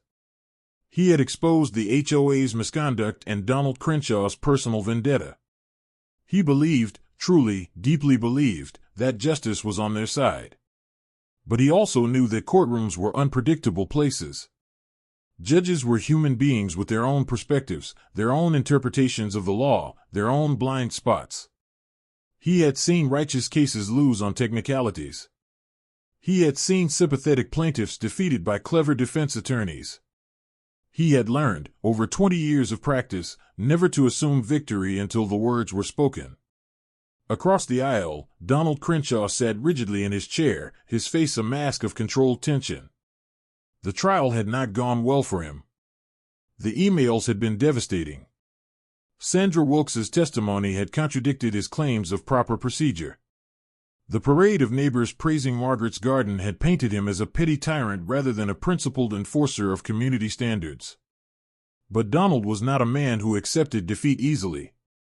He had spent his entire career believing that rules and procedures would protect him, that if he followed the letter of the law, he could not be held accountable for its consequences.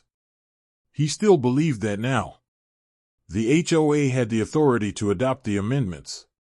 The HOA had the authority to impose fines. The HOA had followed its own procedures.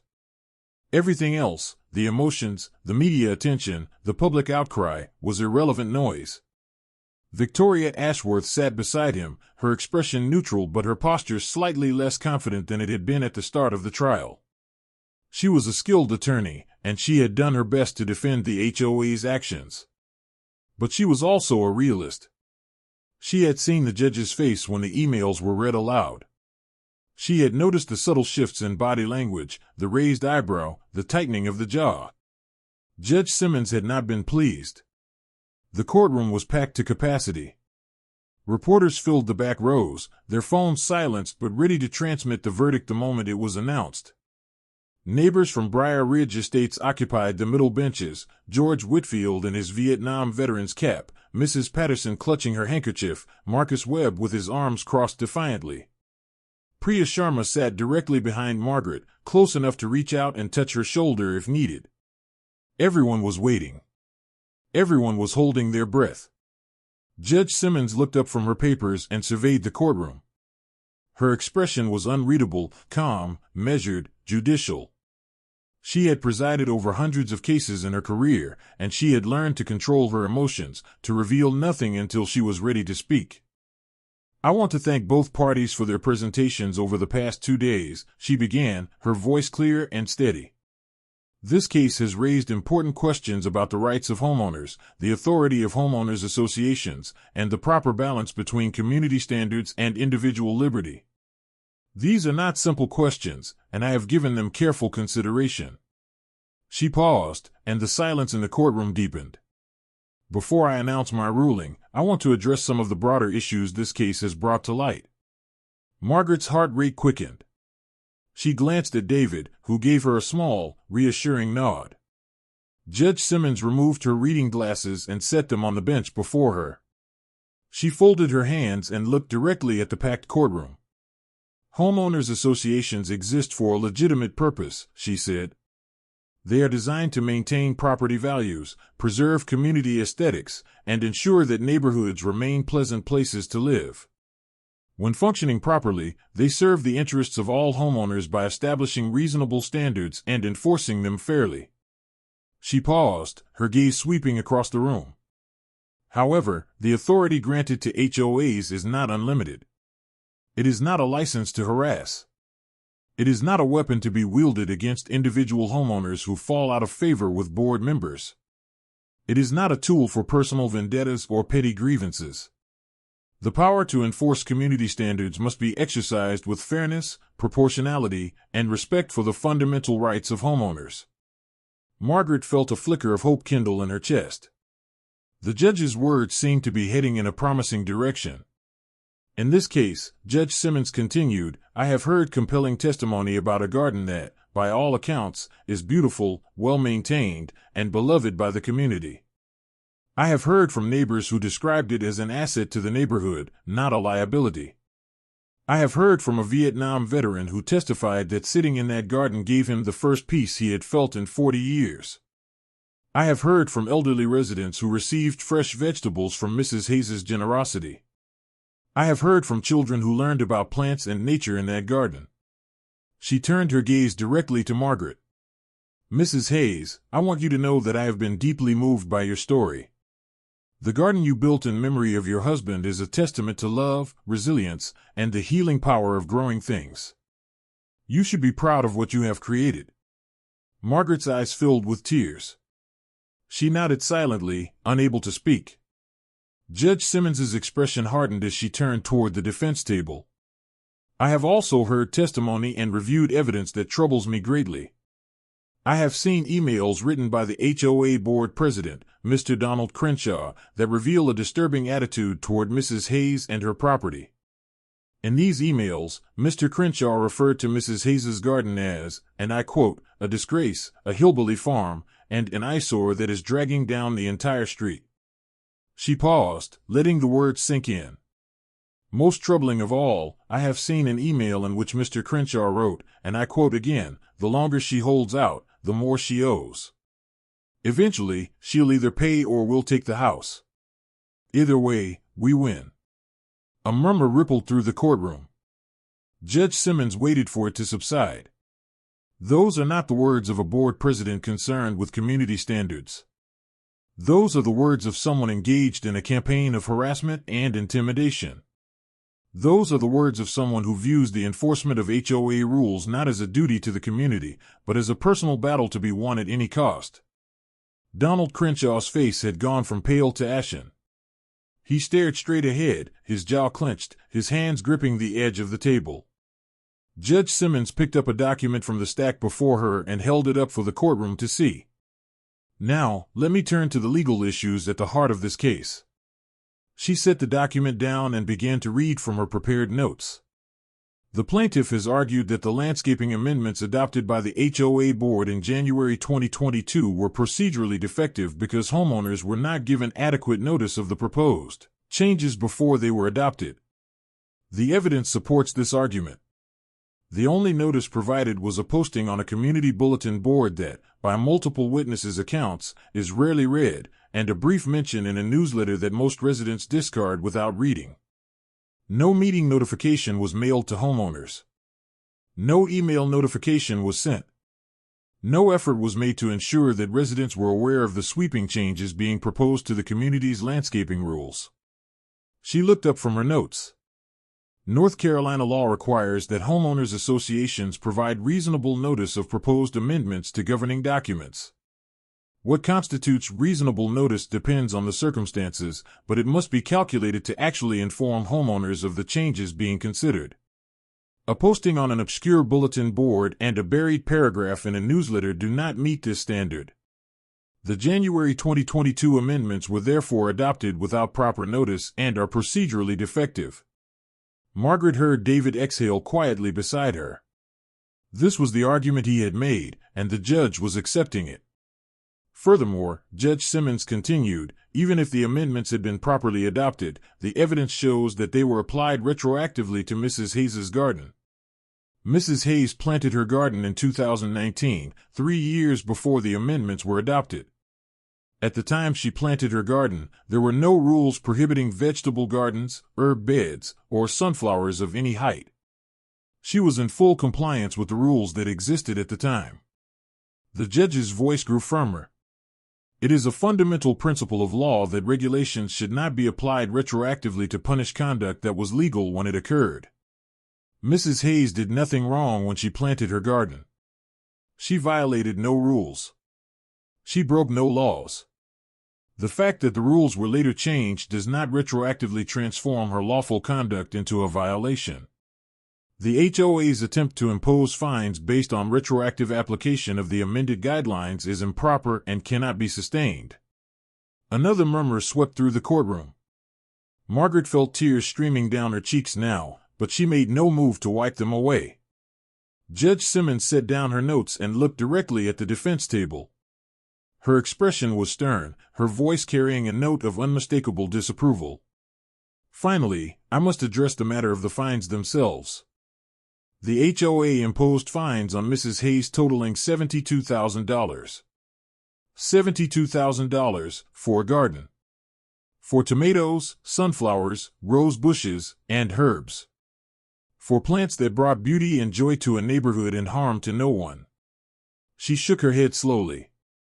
Even if the violations had been legitimate, which I have determined they were not, fines of this magnitude would be grossly disproportionate to the alleged offense.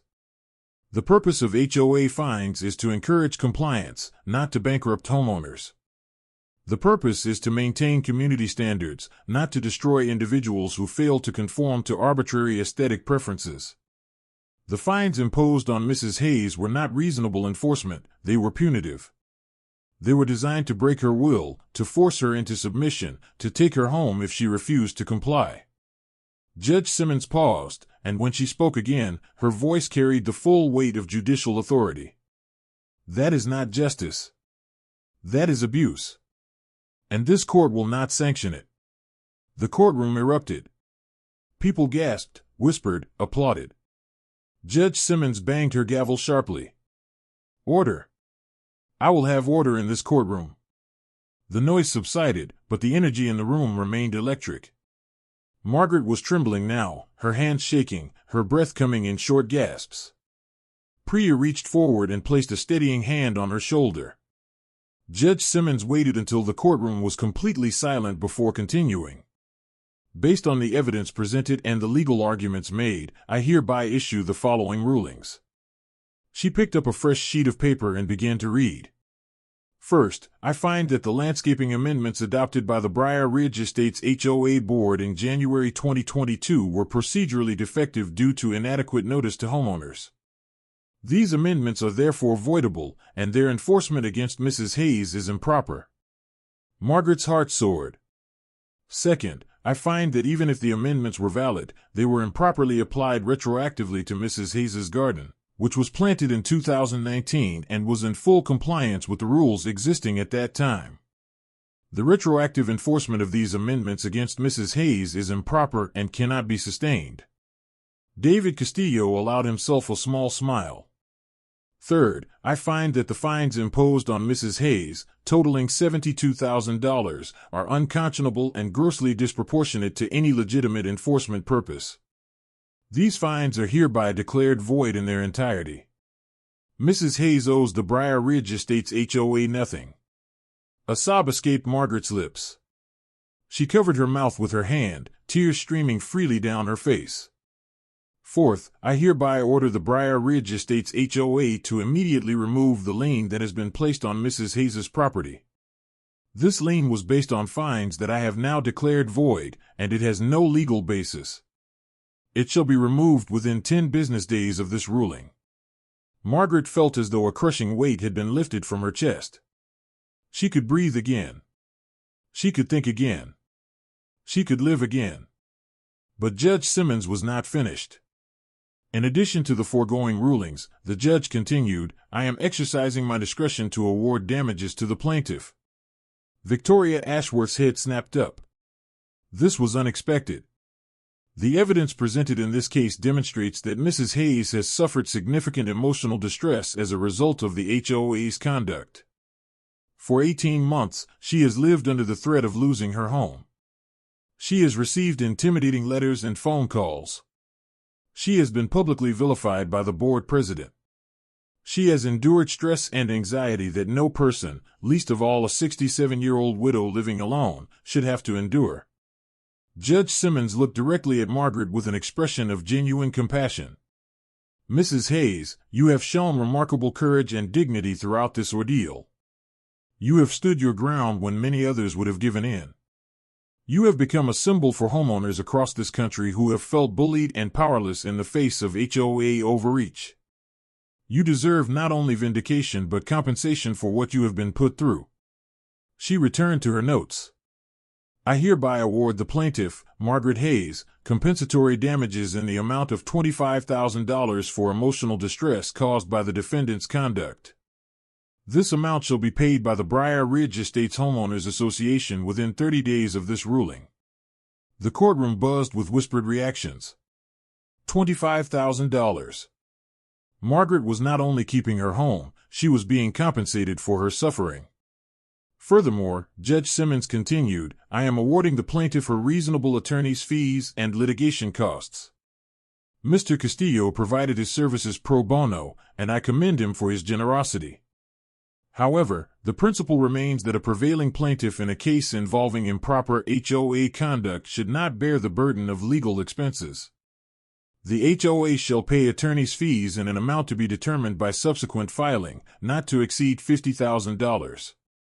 David Castillo nodded in satisfaction. The fees would go to his firm's pro bono fund, supporting future cases like Margaret's. Judge Simmons removed her reading glasses and set them on the bench with an air of finality. She looked out at the packed courtroom, at the reporters scribbling notes, at the neighbors who had come to support Margaret, at the elderly woman sitting at the plaintiff's table with tears of relief streaming down her face.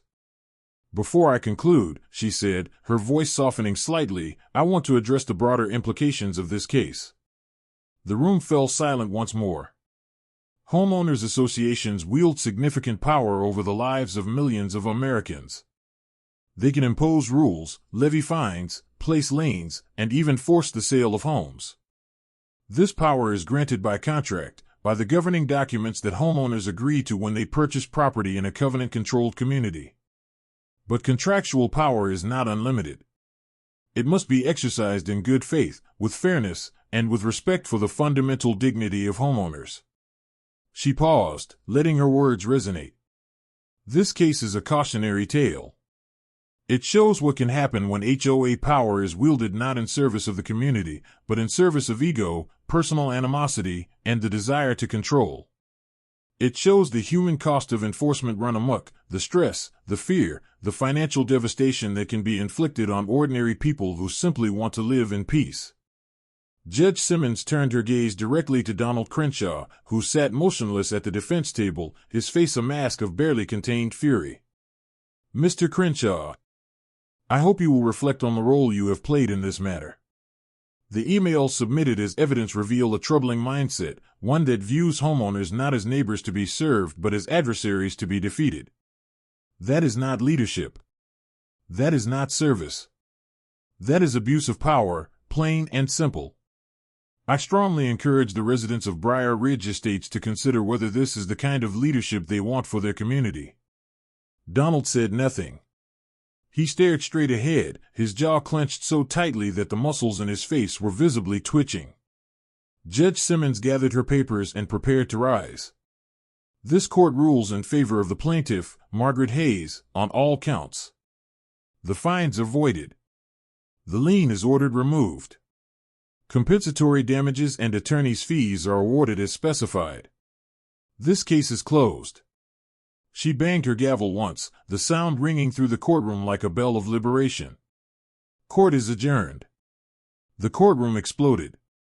People leaped to their feet, cheering, applauding, embracing each other.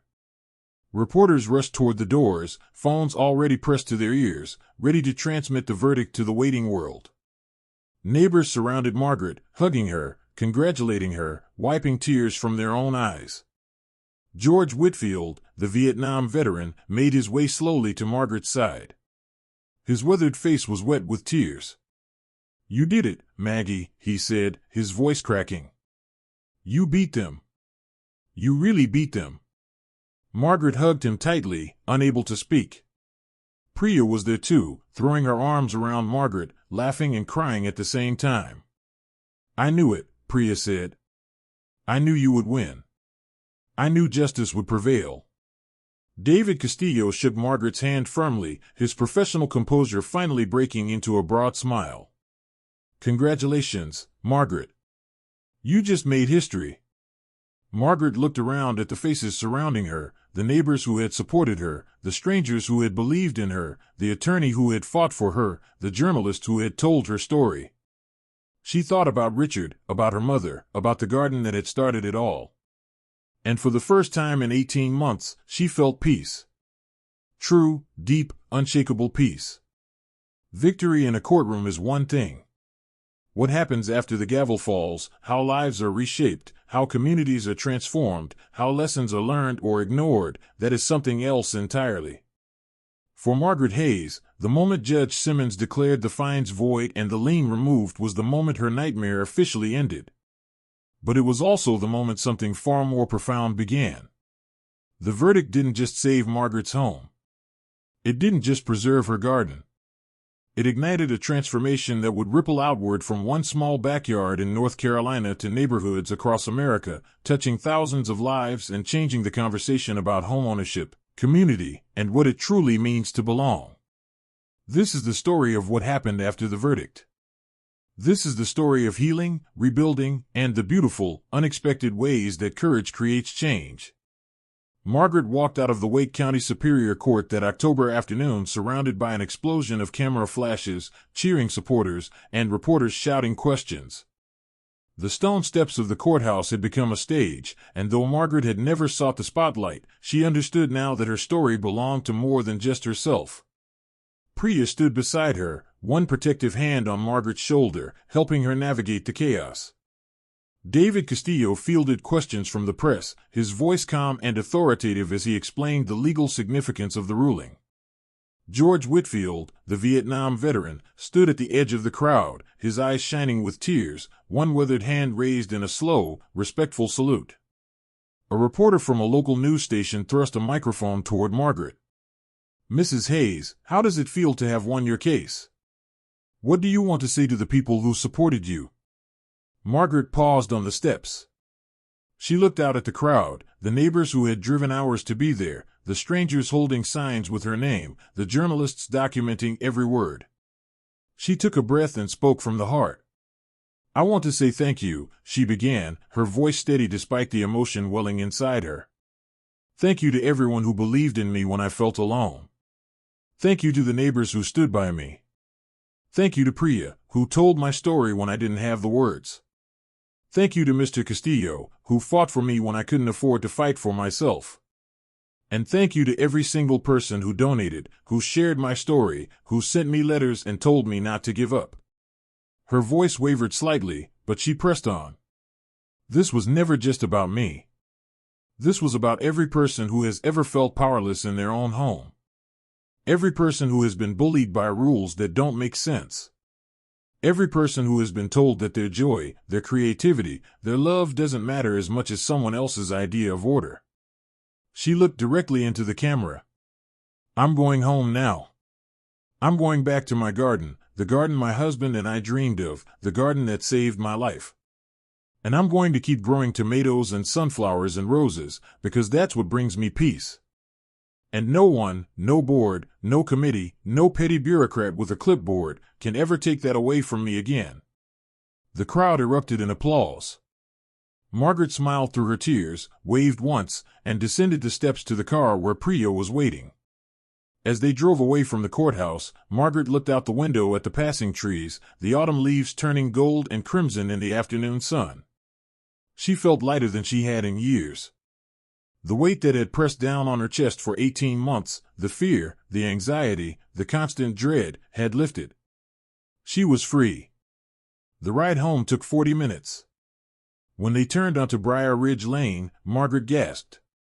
The street was lined with neighbors. Dozens of them, standing on their lawns, holding signs and banners. "Welcome home, Margaret. Justice for Miss Maggie. We love you, Margaret." Children held handmade posters decorated with drawings of sunflowers and butterflies. Someone had tied yellow ribbons around the trees along the street, dozens of them, fluttering in the breeze like golden prayers. Priya drove slowly, and Margaret rolled down her window, waving to each neighbor, her eyes blurred with tears. Mrs. Patterson stood at the edge of her driveway, clutching a bouquet of flowers, her weathered face glowing with joy. Marcus Webb stood with his family, his children holding a sign that read "Our Hero." Even families who had never spoken to Margaret before had come out to welcome her home. When they pulled into Margaret's driveway, George Whitfield was there, standing beside a new wooden bench he had built and placed at the edge of her garden. It was simple but beautiful, crafted from cedar, with a small brass plaque affixed to the backrest. Margaret got out of the car and walked over to read it. The plaque was engraved with 7 words. "For Richard and Maggie, Garden of Love." Margaret's knees buckled. She sank onto the bench and wept, deep, cathartic sobs that released months of pain, fear, and exhaustion. George knelt beside her, his hand on her shoulder, saying nothing, just being present. Neighbors gathered around, forming a protective circle. No one spoke. No one intruded. They simply stood there, holding space for a woman who had fought the hardest battle of her life and won. When Margaret finally looked up, her face wet with tears, she saw her garden spread out before her. The sunflowers, tall and golden, their faces turned toward the setting sun. The roses blooming in waves of crimson and cream. The herb bed, lush and fragrant. The vegetable garden, bursting with late-season tomatoes and peppers. It was still there. All of it. Exactly as she had left it. She had won. The days and weeks that followed the verdict were a whirlwind of activity, emotion, and unexpected developments. The first major change came within 48 hours of the ruling. Donald Crenshaw resigned as president of the Briar Ridge Estates HOA. He submitted a terse, 2-sentence resignation letter to the board, citing personal reasons and offering no apology, no acknowledgement of wrongdoing, no expression of regret. The letter was read aloud at an emergency board meeting held the following evening, and the room, packed with over 150 residents, erupted in applause. Within a week, the 2 board members Donald had personally recruited also resigned. They had been his allies, his enablers, and now they were tainted by association. Residents made it clear that they were no longer welcome in positions of authority. That left Sandra Wilkes and Ray Chen, the 2 holdovers from the previous board. Sandra, who had voted against the landscaping amendments and later testified on Margaret's behalf, was unanimously elected as the new board president. She accepted the position with humility and a clear mandate: reform the HOA, undo the damage Donald had caused, and restore trust in the community. One of Sandra's first acts was to repeal the January 2022 landscaping amendments in their entirety. At a packed community meeting in late October, she put the repeal to a vote. It passed with near-unanimous support. The restrictive rules about vegetable gardens, herb beds, sunflower heights, and ornamental standards were erased from the books as if they had never existed. "We are going back to the basics," Sandra announced. "Keep your property reasonably maintained. Don't let your house fall apart. Be a good neighbor. That's it. That's all we need." The room erupted in applause. But Sandra didn't stop there. She also proposed, and the community approved, a new policy requiring that any future amendments to the governing documents be preceded by a 30-day public comment period, with notifications sent directly to all homeowners via mail and email. No more obscure bulletin board postings. No more buried newsletter paragraphs. Real, meaningful notice. The HOA was being rebuilt from the ground up, and Margaret's case was the catalyst. As news of the verdict spread nationally, Margaret became a symbol for HOA reform movements across the country. Advocacy groups that had been fighting for years to limit HOA power and protect homeowner rights seized on her story. The Foundation for Community Association Research featured her case in a white paper on HOA overreach. The Institute for Justice, a libertarian public interest law firm, invited David Castillo to speak at a national conference about the legal precedents established by the ruling. State legislators in North Carolina and several other states began drafting bills to reform HOA regulations. One proposed law, nicknamed Margaret's Law by its sponsors, would require HOAs to provide direct written notice to homeowners before adopting any amendments to governing documents. Another would cap the daily fines HOAs could impose and require judicial approval before placing liens on homes for unpaid fines. Margaret was invited to testify before a North Carolina legislative committee studying HOA reform. She traveled to Raleigh in November, sat at a table before a panel of lawmakers, and told her story once again. She spoke about the fear, the financial strain, the feeling of being powerless in her own home. She spoke about the need for balance, for HOAs that serve communities rather than controlling them. Her testimony was compelling, heartfelt, and widely covered by the media. Several legislators thanked her personally for her courage and pledged to push for meaningful reform. By the end of the year, 2 bills inspired by Margaret's case had been introduced in the North Carolina General Assembly. While legislative progress was slow, the conversation had shifted. People were paying attention. Homeowners were organizing. Change was coming. But the most profound changes happened not in courtrooms or legislative chambers, but in the neighborhood where Margaret lived. Briar Ridge Estates was transformed in the months following the verdict. The atmosphere of fear and resentment that had hung over the community during Donald Crenshaw's tenure evaporated, replaced by something warmer, kinder, more genuine. Neighbors began talking to each other again. People who had avoided eye contact for months out of fear of being reported for violations now stopped to chat on morning walks. Families who had felt isolated and anxious began to feel like they were part of a real community again. And at the center of it all was Margaret's garden. It became a symbol, a gathering place, and an inspiration. Neighbors who had never considered gardening before began planting their own vegetable beds, their own flower patches, their own herbs. Children who had visited Margaret's garden went home and begged their parents to help them grow something. Priya's daughters, Ananya and Mira, started a small garden club with other neighborhood kids. Every Saturday morning, they would gather in Margaret's yard, and she would teach them about plants, soil, pollinators, and the miracle of growing food. She taught them the same way she had taught her students for 35 years, with patience, enthusiasm, and boundless love. The garden club grew. Within 2 months, it had 15 regular members. Parents started staying to help, and before long, Saturday mornings in Margaret's garden had become a weekly community event. People brought coffee, pastries, laughter. Friendships formed. Bonds strengthened. Margaret also made good on a promise she had made to herself during the darkest days of the legal battle. The GoFundMe campaign that had been organized to help her pay legal fees and fines had raised over $150,000. After the verdict, Margaret didn't need the money for its original purpose. The fines had been voided. David Castillo had worked pro bono. The HOA had been ordered to pay her damages and legal costs. So Margaret did something extraordinary. She donated the entire GoFundMe balance, every single dollar, to causes that mattered to her. She gave $50,000 to Jefferson Elementary School, her former employer, to establish a gardening and outdoor education program. The school used the money to build raised garden beds, purchase tools and seeds, and hire a part-time garden coordinator. Every student at Jefferson would now have the opportunity to learn about growing food, just as Margaret had learned from her mother decades ago. She gave $25,000 to a nonprofit organization that provided fresh produce to food-insecure families in low-income neighborhoods. The organization used the donation to expand its community garden network, creating green spaces where people could grow their own food. She gave another $25,000 to a veterans' mental health organization in honor of George Whitfield and all the veterans who struggled with PTSD and trauma.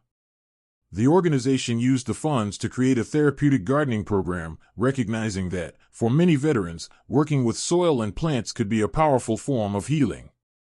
The remaining funds were split between several smaller organizations: a pollinator conservation group, a seed library, a urban farming initiative for underserved youth. Margaret kept nothing for herself. When reporters asked her why, she simply smiled and said, "I have everything I need. I have my home. I have my garden.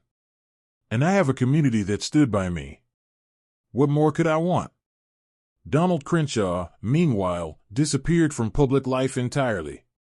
After his resignation, he stopped attending HOA meetings, stopped walking the neighborhood, stopped engaging with anyone. His house went up for sale in December.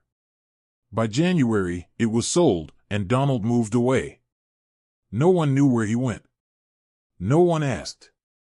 He left Briar Ridge Estates the way he had governed it, alone, isolated, and utterly disconnected from the people around him. Some neighbors felt a sense of vindication at his departure. Others felt pity. Margaret, characteristically, felt neither.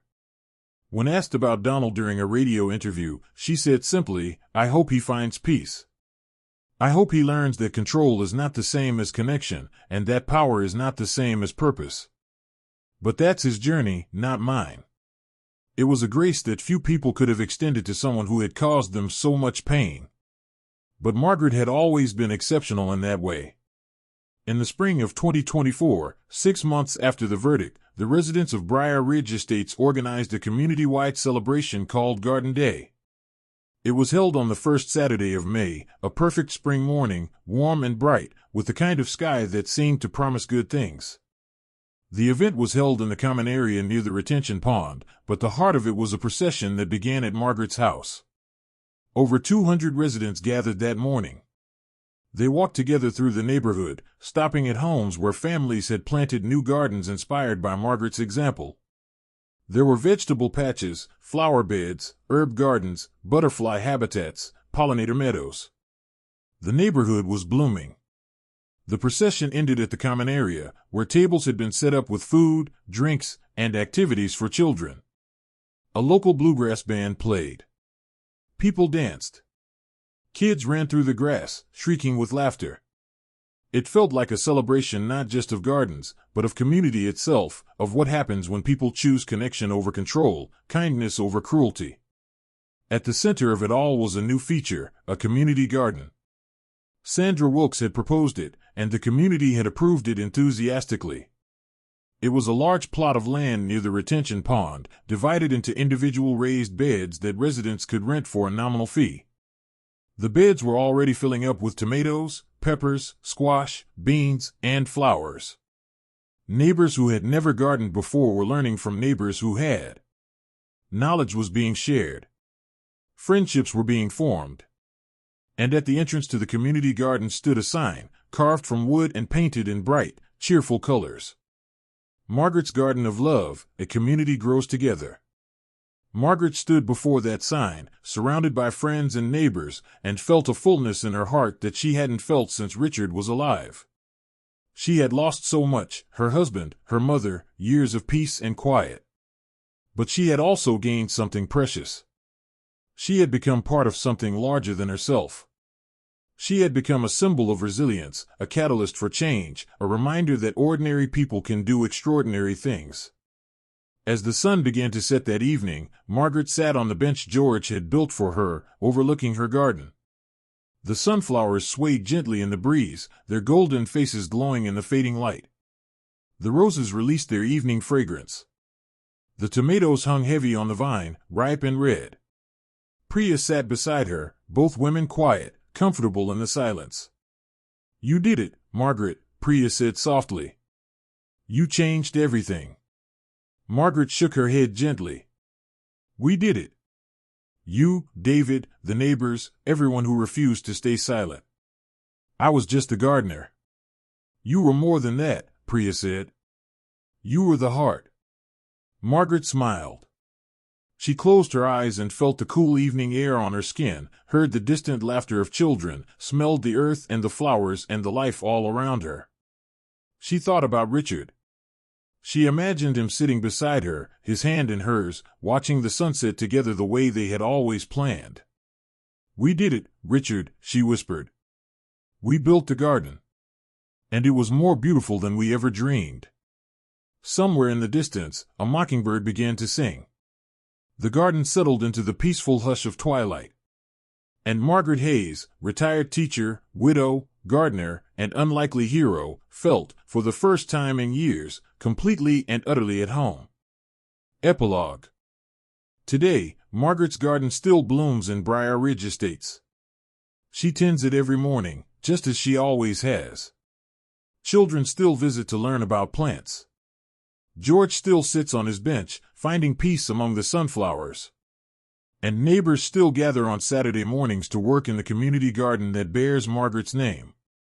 Her story has been told and retold across the country.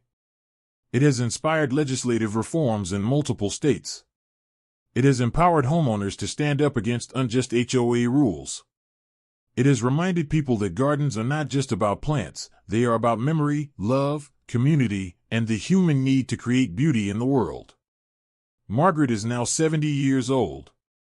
She has no plans to stop gardening. She has no plans to stop teaching neighborhood children about the miracle of seeds. She has no plans to stop giving away tomatoes and herbs and kindness. Because that is who she is. That is who she has always been. And her garden, the garden that almost destroyed her, the garden that ultimately saved her, the garden that changed an entire community, continues to grow, season after season, a living testament to the power of love, the strength of the human spirit, and the simple, profound truth that some things are worth fighting for. No matter the cost. If this story moved you, if it inspired you, if it reminded you that courage and kindness can change the world, then do me a favor. Share this video. Tell someone about Margaret Hayes. Tell them that one person with a garden and a stubborn heart stood up to a bully and won. Tell them that justice is still possible. Tell them that community still matters. And tell them that sometimes, the most powerful revolutions begin not with a roar, but with a single seed planted in the soil. Thank you for watching. Thank you for caring. And remember, your story matters too. Don't ever let anyone take it from you. See you in the next one.